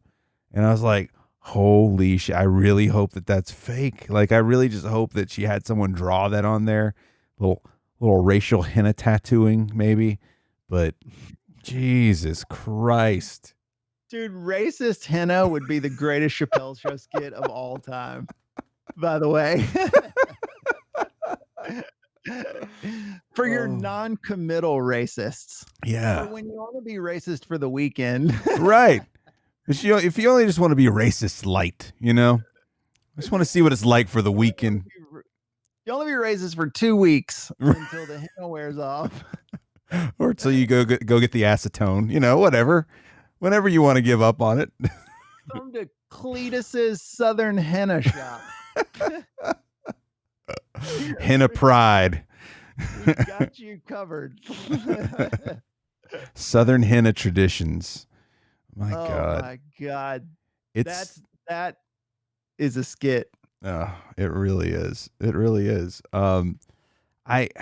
It's interesting because I didn't even get to read it because I was kind of popping through my normal, news stuff today. I was like, all right, I knew we were getting ready to start. I was just kind of waiting on you and just kind of popping around the internet, and I saw that someone, and I don't know if this would ever fly. I think there would be a lot of shit, but I saw some group got together and proposed an idea for changing Stone Mountain in Georgia.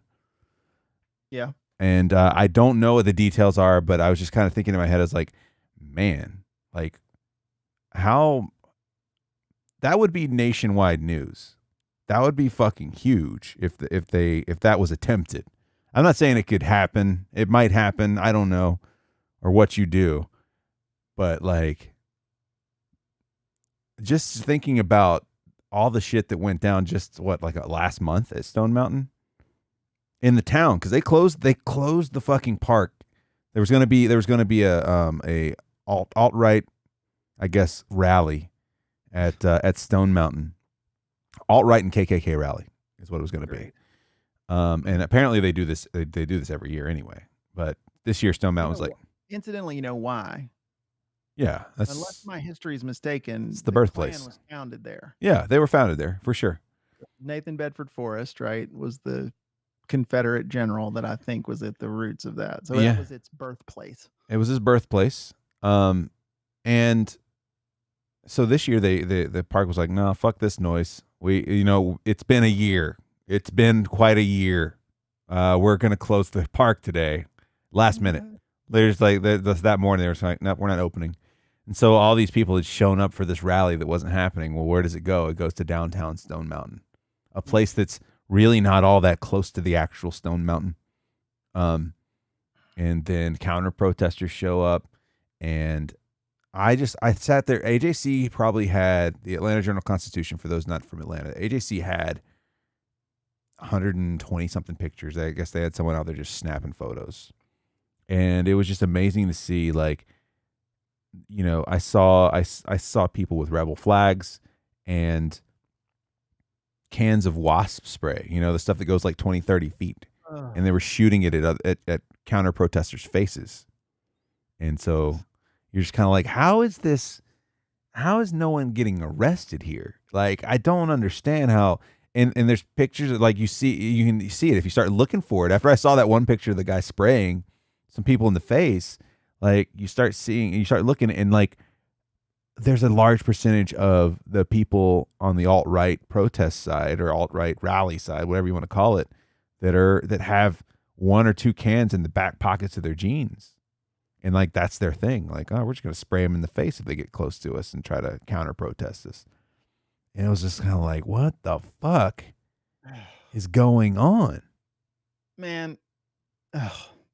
So I'm going all in, and just, you know, anybody that is related to me already thinks I'm an idiot anyway. But the Stone Mountain thing, I don't want to, this is going to sound weird to say that I struggle with this, right? Like, it's not really a struggle. Like, I think the challenge in any of these about monuments, right, when you start talking about monuments, is that they are point in time things, right? And it was you I was talking to about I'm trying to remember where I heard it, but where somebody basically said that it's not the job of the past to correct the flaws of the future, and it's not necessarily the job of the futures to try to correct the flaws of the past, because they're uncorrectable and effectively, right? It's like, so you can look and say that that was wrong and we've moved past it, right? But you can't go back in time and change it. You can only address it now, right? Right. So, you know, like, you think about something like Stone Mountain that tons of time went in, and it's effectively a pretty, I mean, I think it's the largest granite sculpture in the world, It's right? massive.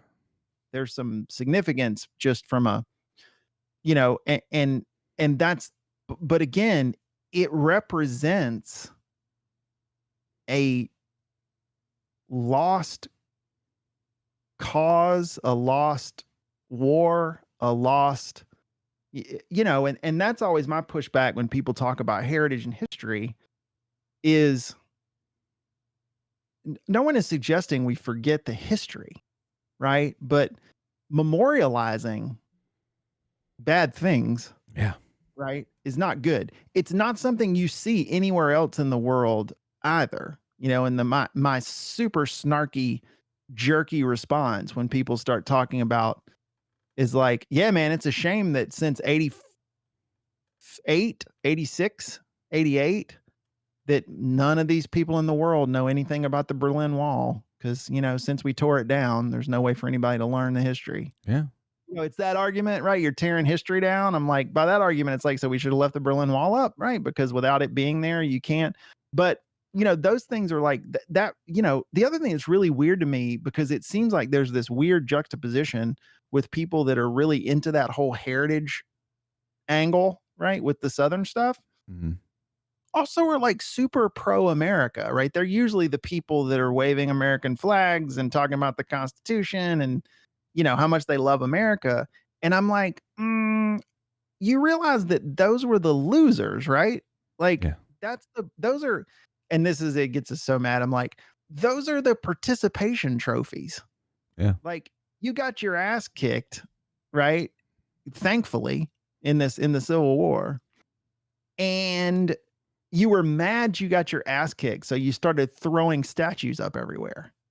Mm-hmm. Right? It was like your last gasp at somehow holding on to this completely terrible. Because if the South had won, we would not be in the America. They would have destroyed the United States. Sure. Right? Like, there's no telling what we would be. Right? Certainly, we would not have been in a position to do anything during World War II. right? Right. Split resources, like that whole thing. And we're probably all speaking German or Japanese, right? Depending on which side of the country you lived on. Mm-hmm. And um, it's good, right, that the South lost for lots of reasons. Um, a- and now there's just these, we're going to memorialize a bunch of traitors. Like we're going to memorialize a bunch of people that didn't want to be a part of America so bad that they literally took up arms, Yeah. right? And fought. Yeah. Like, come on, you can't, right? Like, this is like, it doesn't make sense. Like, how can you be pro Confederacy and pro America? Like, to Yeah. me, that doesn't jam. Well, You know what I mean? yeah, and what kills me is I think people, they equate statues and memorials to historical things that are in museums, right? And you're kind of like, no, you're not getting the what a statue means. A statue celebrates something. A statue, honors something. A museum is set so that we can encapsulate that time period. One of my favorite museums to go to is the World War II Museum in New Orleans. It's fucking amazing. Unbelievable. It is incredible how much shit that they've got in this museum. There's like 3 different buildings. It's, you see the entire artillery, like you get to see the entire artillery of pretty much both sides of the war, right? They have this one huge display case that's got every German gun and weapon that the soldiers were using, across from a display case with every piece of, machinery and guns that the Allied side was using. It's incredible, but it's also historical. It's not, no one's there celebrating it. No one's saying, oh yeah, let's, there's not a statue of Hitler in the place. There are news clippings. There are, plenty of things that kind of encapsulate that time in history. That's what a museum's for. There's a reason why you don't go to Germany and see a statue of Hitler standing anywhere. Not only do you not, it's illegal. It's illegal to goose step and salute. Yeah, you can't. They will arrest you for toting a swastika around, Yeah. right? Or any sort of Nazi. I mean, and that's the thing. Like, again, smartly, Germany, right, said, oh, we need to get rid of all this shit. This is bad, right? Like, it's bad. I'm sure there were people that were alive for lots of years. They might even still be alive now that believe in that cause. Yep. But they ain't real loud about it. Can you imagine? Society has made it abundantly clear that that's not us anymore, and we're definitely not going to celebrate it. Can you imagine if that was if like rebel flag and Civil War imagery against America was illegal here? Oh God. Yeah. And again, I also understand, again, the constitutional problem there. Yeah. Right. You know what I mean? Like, I get it. And again, I'm an pre-expression person. Right. But again, to me, where this all really falls down, here's the thing, man. Hell, I'm even for it. If you want to go put a statue of Robert E. Lee in your front yard, knock yourself out. But these things all are on public property, right? Like, these statues are on public grounds. They're on, that's like the thing. The only time I always try to think of, to your point about empathy, like whenever I'm having these conversations with sane people that disagree with me, I always try to paint things in a picture so maybe they can, to try to create some empathy, right? Like, imagine.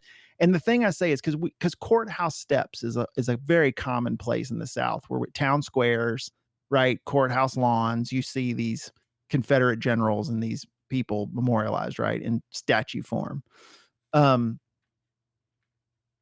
Can you imagine if you were a black person going to the court to pay your taxes, or to get your driver's license, or to do any number of things, and on the way in, you have to walk by a statue of a person that literally fought to keep your ancestors or people of your race as livestock, the right to keep them as livestock? Yeah. Right. Like, so, that's the thing. If you want to do it privately, knock yourself out. Sure. But the government represents everyone. That's one with the South Carolina problem, right? Where they used to fly the Confederate flag. The state of South Carolina, black people are citizens too. Their money's just as good as everybody else's. They have all the same rights. How in the world can you fly that flag over any government building? Yeah. And thankfully they got rid of it. Right. They're paying taxes. Like it's one of those things like they got rid of it, but not without a lot of fucking problems along the way. Yeah. You know, Nikki Haley was governor at the time, I think. That's right. And now she like uses it as like a point of like, look what I did when I was there. It's like, no, some people fucking finally twisted your arm enough that you were like, okay. It got so loud that she couldn't ignore it anymore. Absolutely. She knew it was a problem. She probably knew it was a problem well before she was even in office. It's not like it's a secret around there. It's flying. It's right there. Yeah. It's a fucking problem. And it's the state capitol too. It's not like that guy that owns the junkyard down the street that's got the American flag with the Confederate flag in his yard. You know what I mean? God, it's a government building, right? Like that's the whole ever loving point. I just don't. But yeah, man, like just get that shit out of here. You know, like we don't, put it in a museum. You don't have to destroy it. But again, put it somewhere where we're preserving history. We're not memorializing someone that committed the worst, honestly, like the worst time in our history. It was the worst time in our history. Yeah. It really was. And I mean, it's interesting because I think that, we've had, because last time me and you sat and talked on a podcast, we've talked a lot since then, it was February. I don't even think I had gone to Boston yet. And either that or I had just gotten back. I don't know. Either way. And pandemic hadn't even happened yet, Yeah. And, we're like, oh, it's 2020. All right. We're going into it. I need to go back and listen because I honestly wonder, what was our problem at the time? Like, what were we like woeing about? Because goddamn, we want to go back and smack those guys. But like so much, I think, especially, with a pandemic and everything, people just had time to just sit inside and fucking fester and boil in their skin, Like we were watching that. I was watching that video that I sent over to you. You said you'd already seen it today, of the coverage of a anti-mask like demonstration. I don't even know where that was. Where was that? I don't remember. St. George. I don't know where St. George is. What's that? St. George, I think, was the name of the town that was happening in. I don't know what. In either way, it felt, and the person that originally, or the person that tweeted it, that I saw it, they just kind of retweeted it and quoted it, and was just like, "This is not real. This can't be real. It's a Funny or Die skit." It felt like a Funny or Die skit. I was just like, I can't believe, like, you could tell me that this was a funny, like, and I'd be like, that's fucking hilarious. Holy shit. Or The Onion. Back to what you're taught, like the first man on the street at MOS, is when the news grabbed like a crowd person, like this 7-year-old kid that, and I can't remember exactly what he says, but it's more people die from the flu. Yeah. That's what he said. Yeah. It's like more people die from the flu than die from coronavirus. All right, 7-year-old, you sold me. Yeah. Where'd you get that from? I'm just nodding my head, fucking spraying lighter fluid on my fucking masks. Yep. All right. He's got me. Surely it wasn't from your independent research. You know what I mean? It obviously a parent or somebody has got this kid out there waving a sign. Yeah. Right. This kid's still figuring out Dr. Seuss. Come on. Give me a break. I mean, jeez, man. It's just like, yeah, I don't know. It's so sideways. I mean, the quarantine has been, I get it. It's hard on people. I'm glad that I am good. Just again, thankful for video games and streaming video services. Like I generally, it's a lot harder. Wife who's very social, much more social than me. Yeah. But that's another problem with this whole thing too. Why I think there's all this anger, because the sad part about it is I think there's a whole lot of people that have figured out that they don't like who they live with. They don't like who they live with, and they don't like who they are in some cases. And it's kind of, I think it's doing a similar trigger that we were talking about earlier with like midlife crisis shit. They're just kind of like, oh fuck, I really don't like my situation, and I'm trapped. Like they feel trapped. I mean, you can always get out of any situation, but is it smart? Is it a good risk? Is it the calculated risk we were talking about earlier? I don't think it is. Not in most cases. But yeah, I think you have a lot of people that feel that way. And thankfully for me, and I'm sure this is the same for you, like if anything for me, like I already sort of knew I hit the lotto with the waifu situation. Like, and this has only reminded me that I landed with a partner that is right, like is pretty rad.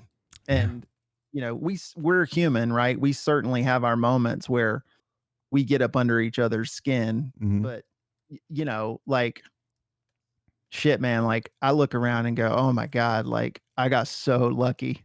100%. Who I'm with.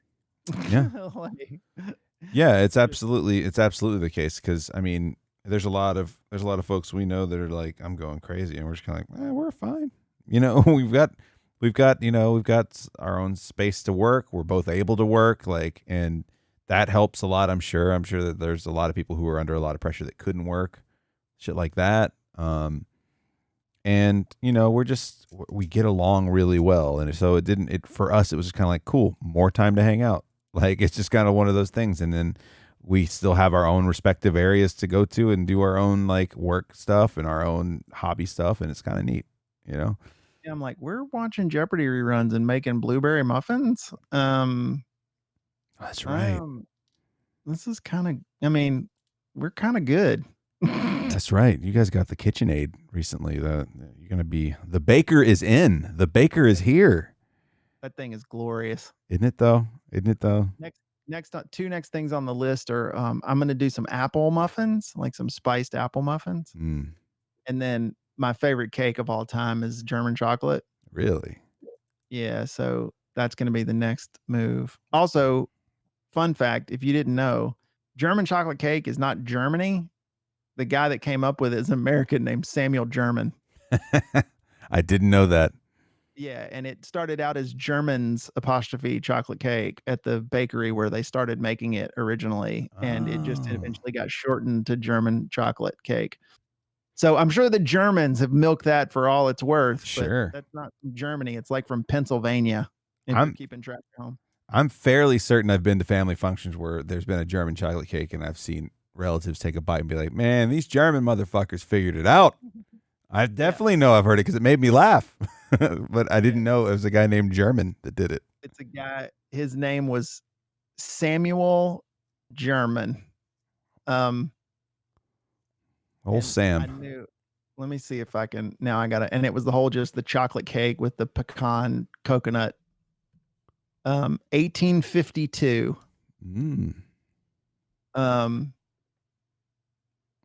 Dallas, Texas. Wow. So it's a Texan chocolate cake. And because at the time, I guess baking with cocoa, right, or whatever was sort of a newish thing. Oh, okay. And yeah, it was Baker's Chocolate Company. And it was Baker's German's sweet chocolate. And then eventually they just,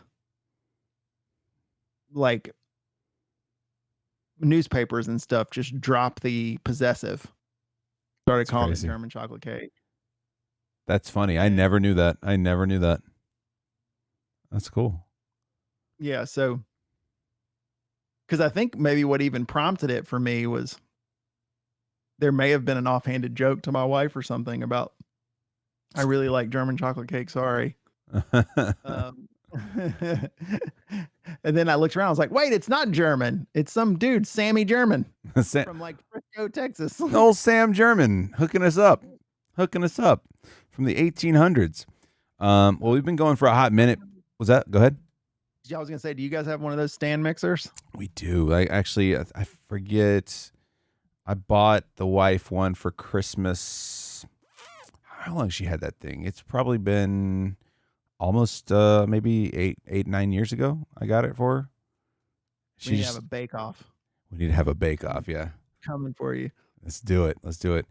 I did want to touch on before we got out of here some gear upgrades. We both got gear upgrades since the last time. It's the last time we recorded together. Since the last time I even recorded my podcast. Look at this guy with his Shure SM7B dynamic microphone. How do you like it, man? I like it. I mean, It's sexy. I also got the PSA 1, which you I think also have there. Yep. The boom stand for it. It's great, man. It's one of the things that I really like. It sounds great, and I do directionally like how, you know what I mean. It's pretty. You've got good play. You know what I mean. Right. If you need to get out of it, you know what I mean. So Mhm. you know, because that's hard with, like, I was using a 58, which has got a little more. You know, I'm over here muting out everything, you know, because it's just so it's not as directional. But um the one thing I was worried about with this, to get into geary shit, which is cool, and this is where the Rodecaster sort of comes through, is one of the challenges with this mic, and I don't know how the EV or the RE20 is, which is the one you have. Mhm. This is really sensitive to what kind of driver is behind it, and if whether you can get enough gain out of it. Right. And the good thing is that the Rodecaster Pro, which is the mixer that we both have, it's got onboard, you know, processing, and it drives it enough. So there's this thing called a cloud lifter that a lot of people use that effectively just allows you to pump more gain Yeah. out of this mic. But as you can hear from now, it's like it's got plenty of horsepower behind the Rodecaster. Yeah. I mean, the preamps inside this inside the Rodecaster Pro are plenty powerful for your SM7B, plenty powerful for mine. I've actually got, I mean, I've got my mic level at the same place it was for the AT2020, the Audio Technica I was using before. So I'm not even, like, a lot of people. So our buddy JPod, you know, he's a streamer, and he just got the same audio interface I had before this, which is the Focusrite 2i2. I think he got the single XLR version of that, the Solo or whatever it's called. And he's like, I've got to jack this thing up so much, because he got an SM7B as well. He ended up having to get a cloud lifter just because he didn't like having his gain up so loud. So, but now he's in good shape. It sounds great. But yeah, I ended up getting the RE20 because it's kind of been my dream microphone. It's fucking gigantic, but it's awesome. It's kind of the same mic that I used in pretty much every radio studio I worked in, and I had to get the shock mount. You got to get the bouncy shock mount. Gotta have the shock mount. Fucking incredible. And I don't have a reason to ever get another mic for a while, for a long while. This thing's a tank. The other thing that's cool about this mic with our house, because, you know, my wife works at CNN, and obviously she uses this same setup here to file reports and, you know, do her stuff. You know, before I had this old 58, which, if you guys don't know the lingo, the 58's that old ball mic like you've ever seen. It's got the silver ball on the top that, like, there it is. Like, there you go. If you're watching on YouTube, every stage musician in history, right? You've seen that mic, right? It's like what everyone sings through, because it's just a beast. You could throw that thing in a puddle of mud, you know, and it'll sound, you know, just like it did before. But it's not visually great. And so when Holly was, you know, doing recording stuff in here, she was always real sensitive, because the other thing too is she doesn't, like, I'm wearing headphones right now, like full cans, and so are you, like full ear cover headphones. She's got, which is actually another cool thing about the Rodecaster, is, which I don't know if I know you know this, but there's a 3.5 millimeter jack on the front of the Rodecaster, which is the same as your channel 1 for your headphone. She has an IFB. So Holly has a molded in-ear that she would take, because they carry their own around. You obviously don't use them. So, like, if she goes into a studio and she's going to sit at a desk or file a report, she just plugs into the audio interface and she can get everything in her ear, so producers can talk to her or whatever. So when she's doing recording now, she 3.5s into the front of the Rodecaster in channel 1, puts her IFB in so you can't see it, right? It's low profile. Yeah. And in her ear, and she can hear people talking, but she's not wearing headphones or anything. And then, but before, she always worried because I had that orange foam cover on there. And, you know, just when she's doing something, it doesn't look right. So she would try to record everything like this, where she'd tilt the camera up and I'm just moving this down out of frame, right, for video. And she would jack it up real high so you could hear her. But now, just because this is a professional microphone, you know what I'm saying? Like, it looks like, you know, it looks like a mic you get in a studio. Right. So now she's less self-conscious about if she's doing a segment, she can have the mic in shot because it's a pro mic and it doesn't look like you threw a $90 58, which sounds fine, right? Mm-hmm. But it just looked funky. So for her, she's like, oh, now I don't have to mess with the level so much because I don't mind so much that this is in frame. Same thing with yours. Like that is what radio stations use those mics. Absolutely. Right? Like, yeah. If you see shots of people in studio, there's a 80% chance, I would bet it's probably that high, 70, 80%. It's either this or it's the one you're using. Like it's very rarely is it outside of the two microphones we have right now. You know, that's what they're using. And so it just looks good, right? Sitting in, especially with the shock mount. Like that's the only thing with this. It comes on a it doesn't need the shock mount and it comes with a different sort of mount rack or whatever. But they're a very classic look. If you Google image the Electro Voice RE20 and the Shure SM7B, for those of you that are just listening to the podcast, like if you do that and Google image it, you would see those two things and you'd be like, oh, I've seen one of those before. You've seen the Shure SM7B. I've seen in several music videos. I think I saw it in like even like Michael Jackson videos back in the day when they would have like those music videos where he would be like singing in the studio and kind of stuff like that.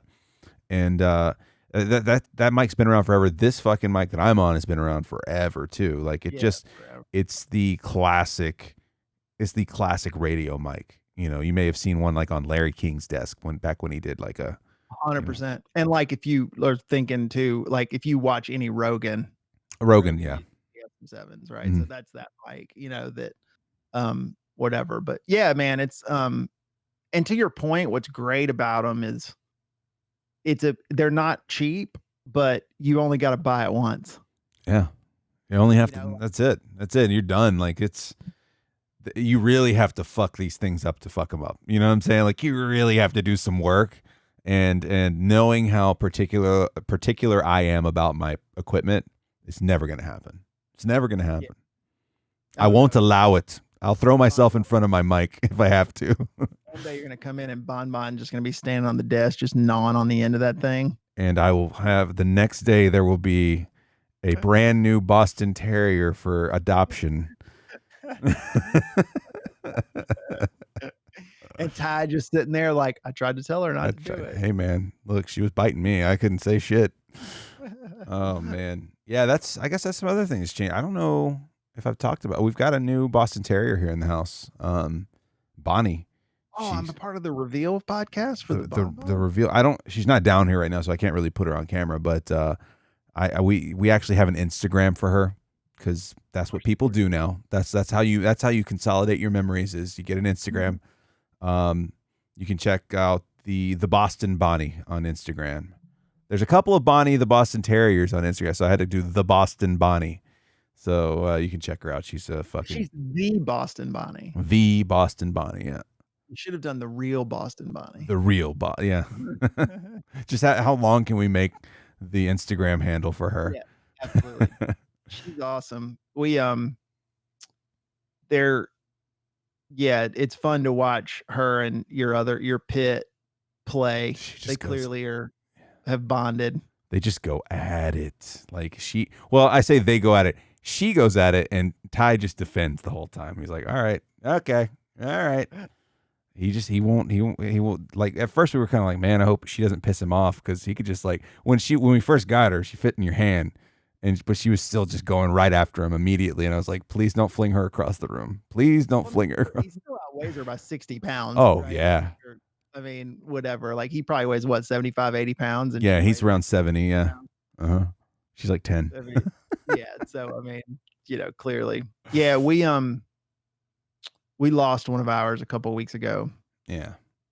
And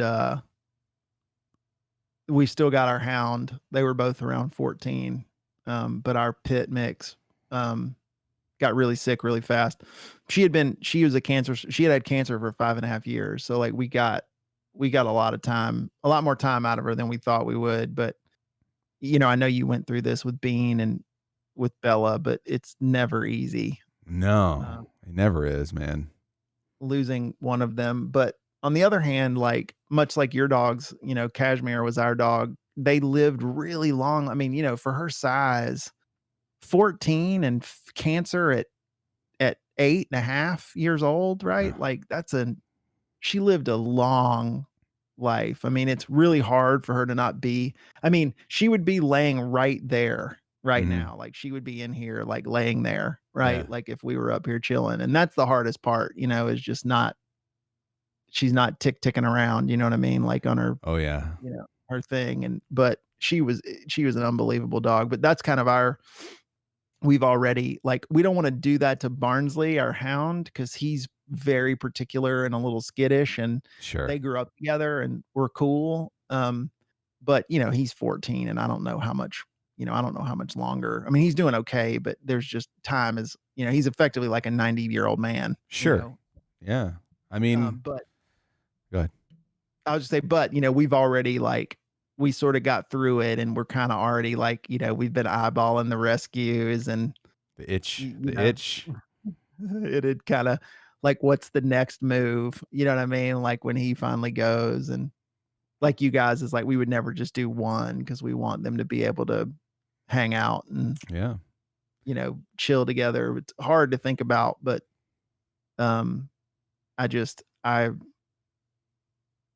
I wish people looked at other people like our pets looked at us. Yeah.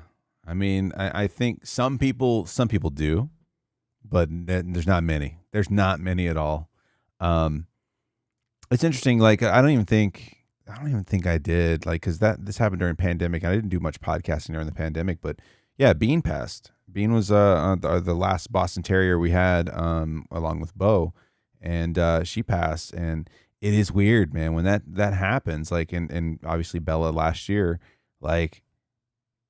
they've been around for so long. Like Bean, she was 14, much like your dog, she was 14. And we thought we were losing her like a year and a half, 2 years before we actually did, because, she just, as dogs do, they develop certain things that they cannot eat anymore and stuff like that. And we finally figured out, because she lost a ton of weight, and we were like, oh, great, this is happening, And thankfully, the last thing we tried was this special dog food, and she started putting weight back on and started not fucking shitting everywhere, basically. Yeah. She was actually back to semi-normal, other than, being old and getting a little blind.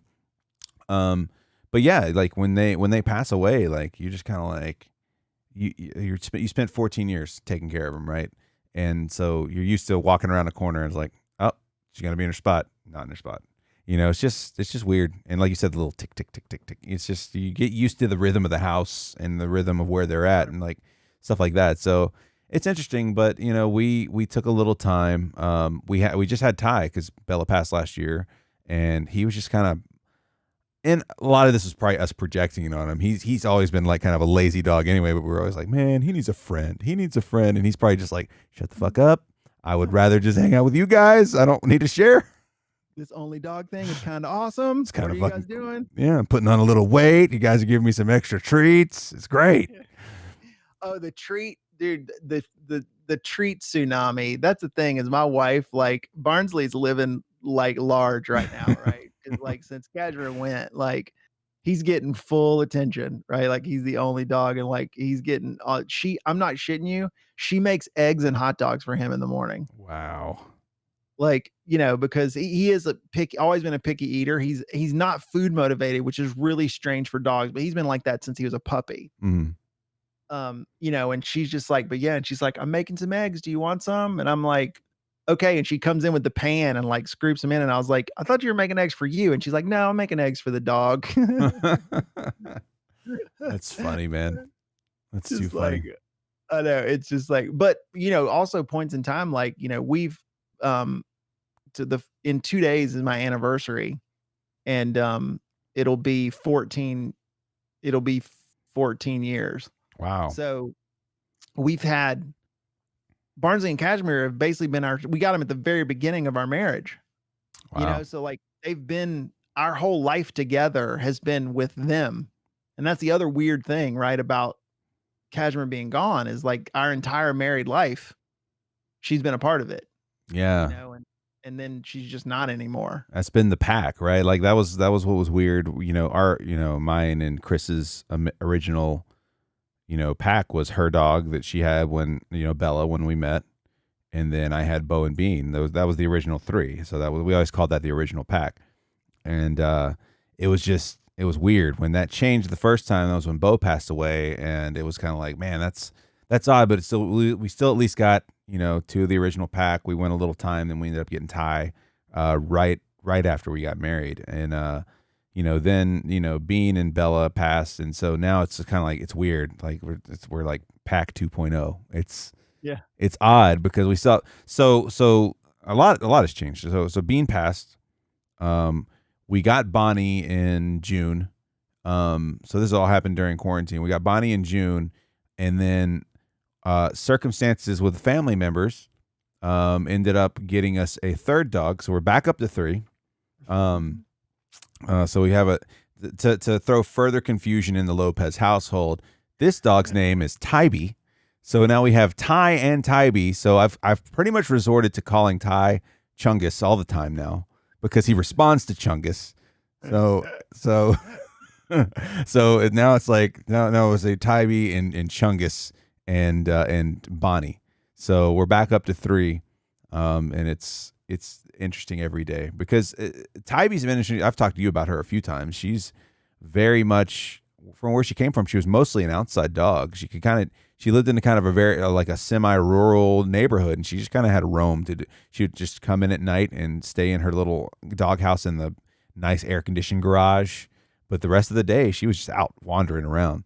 So she's 50% feral almost. Like she's not used to being inside. Like they didn't really let her. I mean, unless the weather was bad or something like that, they didn't really let her come inside and just lounge around the house. So she's just like, I can get on the couch. Like I can get up here. We're like, yeah, fucking lay down. You're in the way. You tall bitch. You're in the way. Just standing on the couch like, I can lay down. Like, yes, please lay down. And now you can't get her off the couch. Yeah, she loves camping out. I'm gonna start calling her Bildar. Or Premat was the one because she's got the cone going right now. She's full cone head at the moment. Oh yeah, she's got probably about another week with that thing on. She's got a few skin things going on, and she just rubbed her face on the carpet so much she just started making her eyes, like the outside of her eyes, like really raw.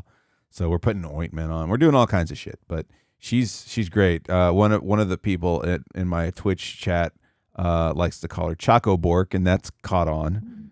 So Choco Bork is a thing, and then he also pointed out that she looks like, just compared to the other dogs, she looks like a fucking at from Star Wars. She just looks like a big brown furry at. And I was like, around for that. I didn't know that was one of the things. But she is tall. She's like my hound, right? She's long. Like Barnsley's legs. Barnsley, before his hips went, and he's kind of, now he's arthritic.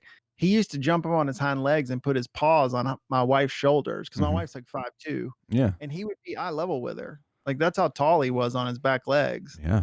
And, he's just a lanky, rangy, because Tybee looks like she's got some hound in her for sure. Yeah, she's got those long ears. She's got definitely built like a hunting dog, like a hound. She kind of, if you've ever seen Vizslas, she looks a lot like a Vizsla too. She's kind of got a similar facial structure, but you could tell like there's hunting dog in there, all that stuff. She's very vocal, like even when she's just kind of getting comfy, she's like, she's like, wait, all right, calm down. She yawns. Every yawn is a whine. It's just like, all right. One of those. Pretty much. That's what Barnsley, the same thing. Yeah. We got lucky with him though, because he's not a bear. Like that's the other thing is like normally you get a hound, you run the risk that they bay, and they'll do it in the middle of the night. Like they'll do it, and he's fairly quiet. Like he can get there right when he needs to, but it wasn't a constant thing. And someone sent us the other day after Kashmir passed. There was a hound, and it looked more like a bloodhound as opposed to like Barnsley's a black and tan coonhound, so he's a little different. But and it was a puppy, and the ad basically was like, needs a home, and owner must have a fenced-in backyard and experience with hounds. And I was like, oh, we're definitely not, because that means that thing is making noise constantly. Like that's code for like, be prepared for it like 2:30 in the morning to hear a squirrel on the roof or something and just go batshit crazy, right? Exactly. And I'm just like, we got so lucky with Barnsley. Like he's not like that. Like he can get outside and can get to barking, but like he definitely is not a bear. And they're also usually really drooly. We were lucky he was dry mouth, so we didn't have to deal She's with all the drool. she doesn't she doesn't bay. She will bark when she sees other dogs and other animals and stuff like that, but and thankfully she's a little bit drooly, but not too much. She's not too bad. We just gotta I think what we need to get is one of those drool free water bowls. You ever seen those before? Where it just lets enough water up for them to like lap up, but it doesn't. They can't submerge their whole jowl system into the water because that her and Ty would do it all the time. They'll just be like lick, lick, lick, lick. Then they just turn their head and it's just like a murder scene of water all over the place. It's just draining out from the whole thing. We do have this really cool contraption, which it doesn't matter now for you that because they're pretty young, but I'll send you the link if you want to look at it. But first of all, it's elevated. So it's in a big, sturdy plastic wide thing, and it sits up about 2 feet up off the ground. So they can get to it without having to go real low, down to the ground. And it's just your regular metal, that chrome metal, 2 big bowls. And I guess they technically set up where you could do food in one, water in the other, but with 2 dogs, it was just only water because we fed them. But it's got a rim around it, and then it's got a slight tilt. So when they're drinking, any splashing just gets caught in the thing and it drains down underneath. And if they pull their head out, it catches it all. Now, if they walk away, it'll get them. And then just periodically you just dump the whole top lifts off and you just can take it to the sink or whatever and just dump the bottom where like the remnant. And it kept, because we were with Barnsley, Cashmere was pretty clean, but not only does Barnsley stand up out of it and then it all just falls out of his mouth, but he's a very aggressive drinker and its water is just flying in all directions. You know what I mean? Like, cause his tongue, like it's the same thing. Like when he eats eggs, like he goes to lick and he'll get like half the egg and the other egg flies like 10 feet across the room. And so it's been great for them to keep their heads up, so they don't have to get so low to get to the water, but also it's good for catching a lot of, because our floor actually in the kitchen, we have hardwoods and they were starting to warp a little. Oh, wow. Because there was always so much water just constantly sloshing over, you know what I mean, onto the floor. Yeah, we've got wood floors in the kitchen as well, so we're trying to like make sure or we're constantly like, all right, feel like you're cleaning up the mat after a round in UFC or some shit. And or you're like one of those guys in the fucking NBA that running around with the squeegee on the court. Well, if you've got a dispenser, that might work. But I'll send you the link to this thing. It's been good. And like for Barnsley, again, like the fact that he doesn't have to bend all the way down to drink, we feel like it's good for his back and all that sort of stuff. But it's pretty handy. That's a thing too, man. You start getting into the world of like dog accessories. Oh like my God. It just turns into it's a rabbit hole that you could spend. It really is. Well, and trying, especially when you've got pit mixes, power chewers, like you've got you're constantly, all right, he's going through this toy like crazy. Got to find something else. Ty will bite, like we're convinced he will bite through it. Like the Kong Super Chew or the Kong Extreme. No, he just. Oh, he wrecks the Kongs? Oh, we got him. So we got him the ball, like the round ball with the hole in the middle. He loves that, but he will slowly pick at that until it turns into like an odd shape, right? We got him the tire, the big like full on tire. That's probably bigger than a donut, but it's made out of that really hard black rubber. Walked out in the hall one day. It was a Friday, of course, in the afternoon. Walked out in the hall and I was like, hey, there's 75% of the tire. Where's the rest of it? Nowhere, not a shred, nothing. In his belly.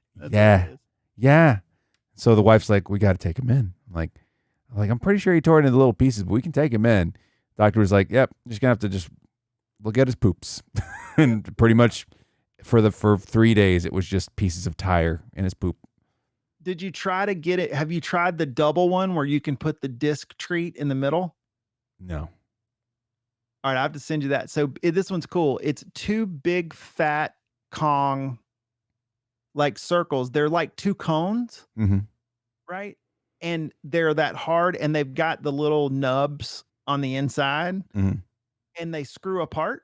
And there's the hard in the middle, and they make you these discs. They're about the size of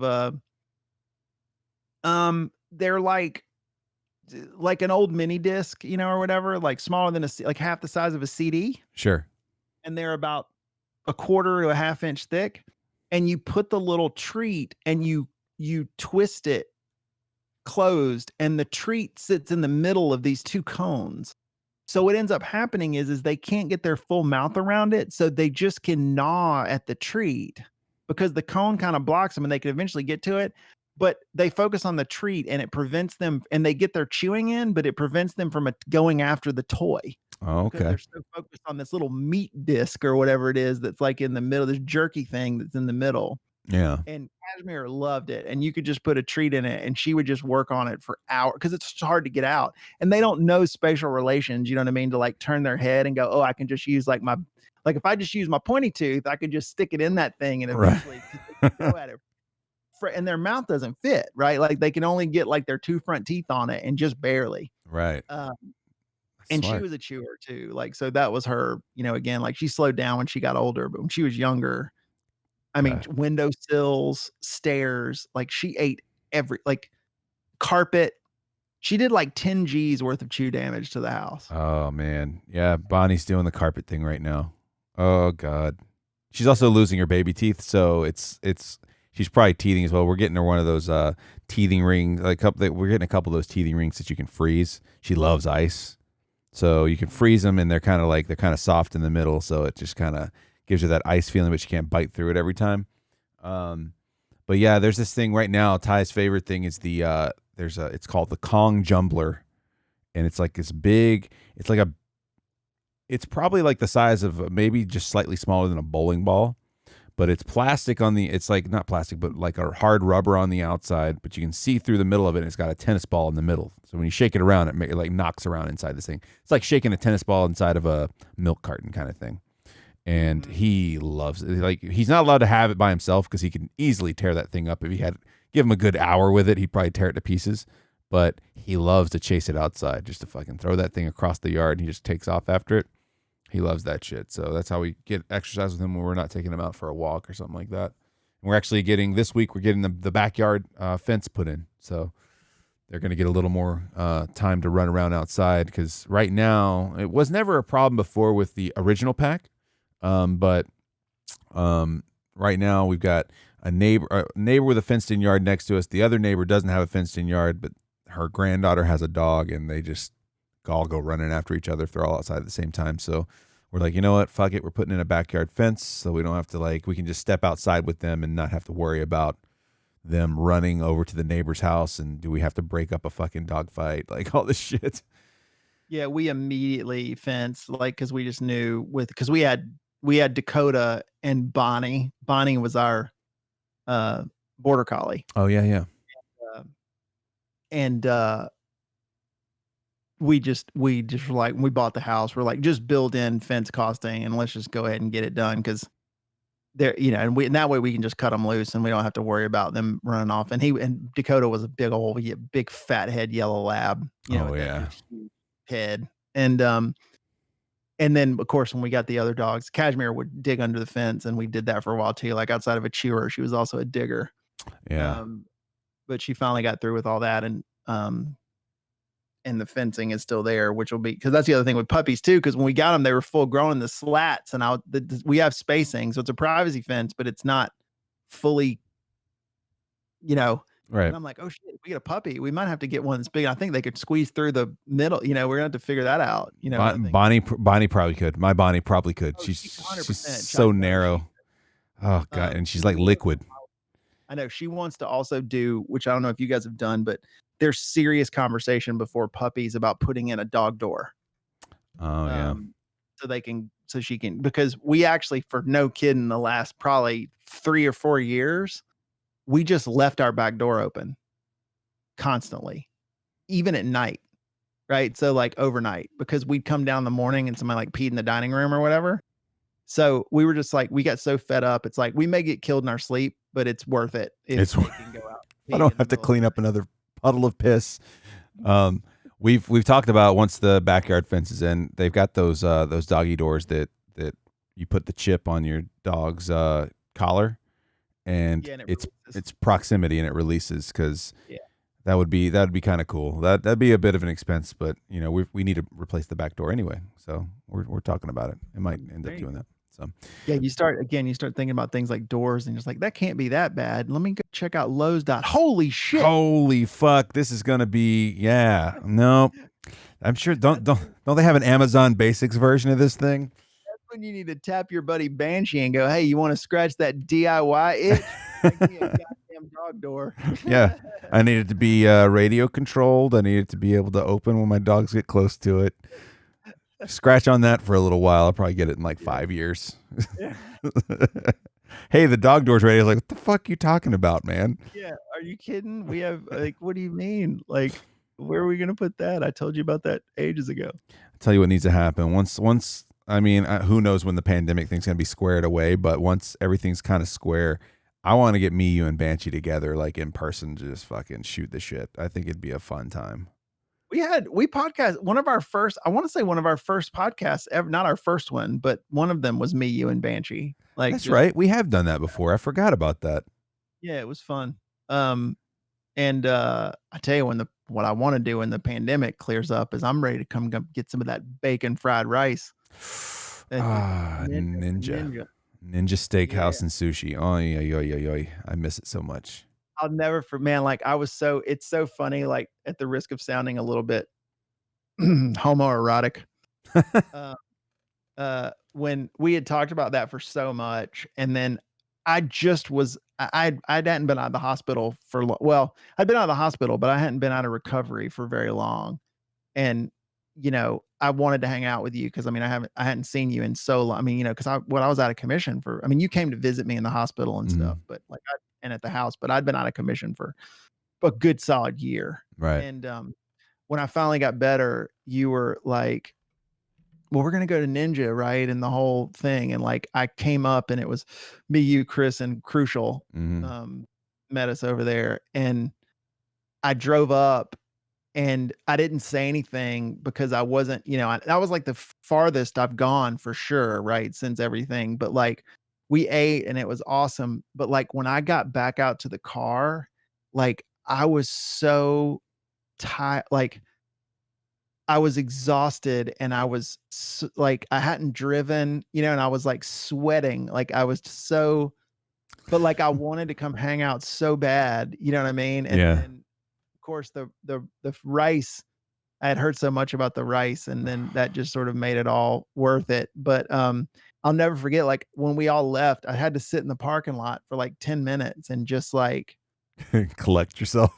Yeah, because it's a 45-minute drive home or 50 minutes, whatever, back to the house. And I was just, and it was nighttime or whatever. And I even text Holly and I was just like, I need you to check in with me like every 10 minutes. Like I sort of thought I was ready for this, but maybe I wasn't, like just from like a physical strength standpoint. And I was like, but I wanted to go see Lopez and Chris so bad that I just said, fuck it. I'm going to just roll the dice. And it was totally fine. But man, so the thing too is the whole time, like when I was there, the other part, which is hilarious that you don't think about, because I'd lost so much weight, I'd lost like 80 pounds. It was really hard to sit on anything not padded.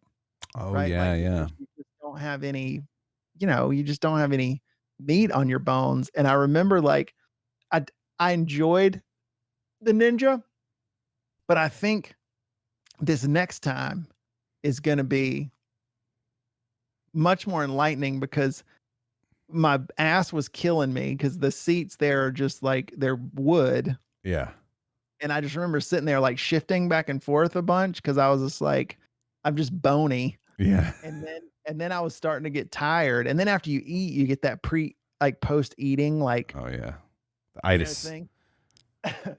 And I was just like, oh my God, I hope I get home. Like, I want to say I slept like 12 hours after that. Like I got home and like went straight to bed. And I think I may have went to bed at like 10 and didn't get up until like 10 o'clock the next day. Holy shit. But I enjoyed it, but I feel like maybe I'm going to be able to fully focus on the glory of the Ninja. Nice. The next time. Yeah, man. We've been talking about it since pandemic started. As soon as we were like, all right, we can't really go anywhere, do anything. She's like, I want sushi. I was like, God damn it. Who knows when that's going to happen? But Fortunately, Susie showed up on our Uber Eats, like the place that we like near us nice.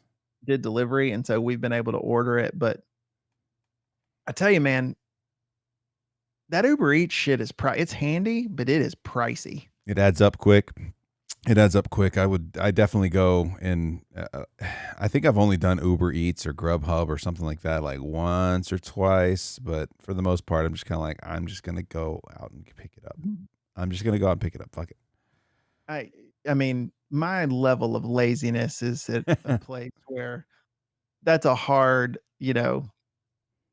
I should do that. But then I start thinking about, holy shit, man, it's $30 for our food. And then it's $15 once the service charges and stuff. And then I start thinking about, is $15 worth me putting on pants?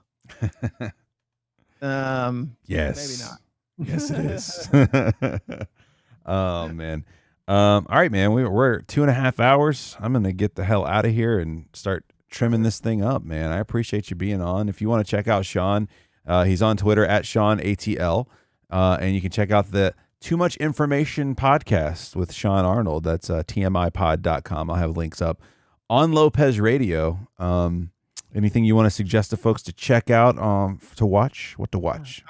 I will say one thing is I did have naming problems because it was, TMIPod.com is the website, but then it was too much information. So I've now changed it on all the services to where the podcast is actually just called TMIPod. Okay. Because people were seeing that and they would go search for TMIPod and it didn't yield any results because you actually had to type out too much information. So, Nice. and TMIPod is actually really unique. There's nothing else that's called exactly that. So That's awesome. Everything now is just under TMIPod everywhere. If you go to iTunes or Spotify or Stitcher or whatever. So, I just did, there's a friend of ours named Jamie Bendel who, owns the Punchline, which is he's an attorney, but it's a really famous comedy club here in town. And he's just a very thoughtful, smart guy. Yeah. And, that's one of my more recent ones. So if you're going to pick one to grab, that one's pretty good. Yeah, we actually listened to the Jamie one on our road trip. Really good interview. Jamie's been on this podcast before. He's just such a smart dude. Like you feel like honestly when you talk to Jamie, whether you're doing a show with him or just shooting the shit with him, like you're like, holy hell, like I could sit here and talk to you for like 4 or 5 hours. Like the guy is just so interesting. Like I had him on the podcast and we've talked to him several times before, doing random projects and stuff like that with him.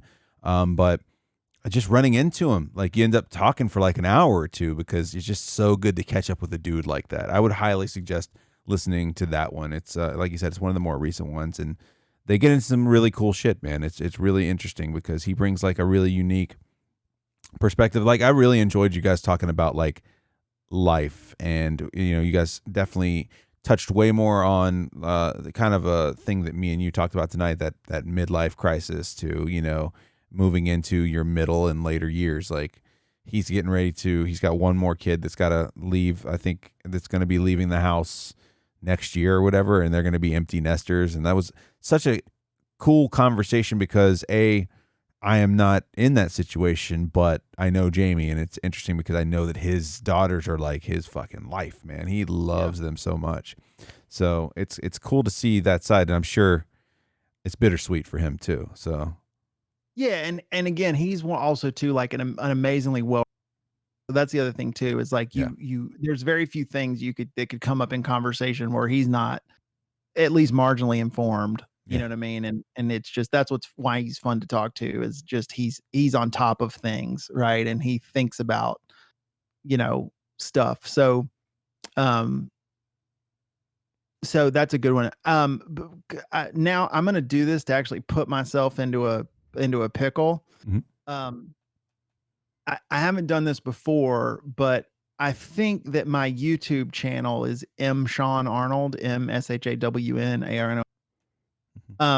And I've done some random things that mostly I've played some music and put some songs up and stuff. But my next project I want to do is I actually think I want to start going through my podcast catalog And I'm going to take those things you're talking about with people and cut them up into much more consumable clips, and then do video. And it won't be video. It'll be, I'll probably do an animation that's just got like a logo and a picture of the guest. You know what I mean? It'll really just be the audio. But um, like one of the things with Jamie that the life stuff was good, but we had a really interesting conversation about sort of cancel culture and this whole idea about comedians and people maybe misstepping or stepping in it, and like what's the price they pay, for one of the things I talked about was when Kimmel, this 15 years ago, he did like that blackface NBA skit. And, it's like 15 years later and he went on this apology tour. And, I talked to Jamie as a comedy club owner and as a comedian, thinking about like, how do you ride the edge without saying something that you're going to pay for? And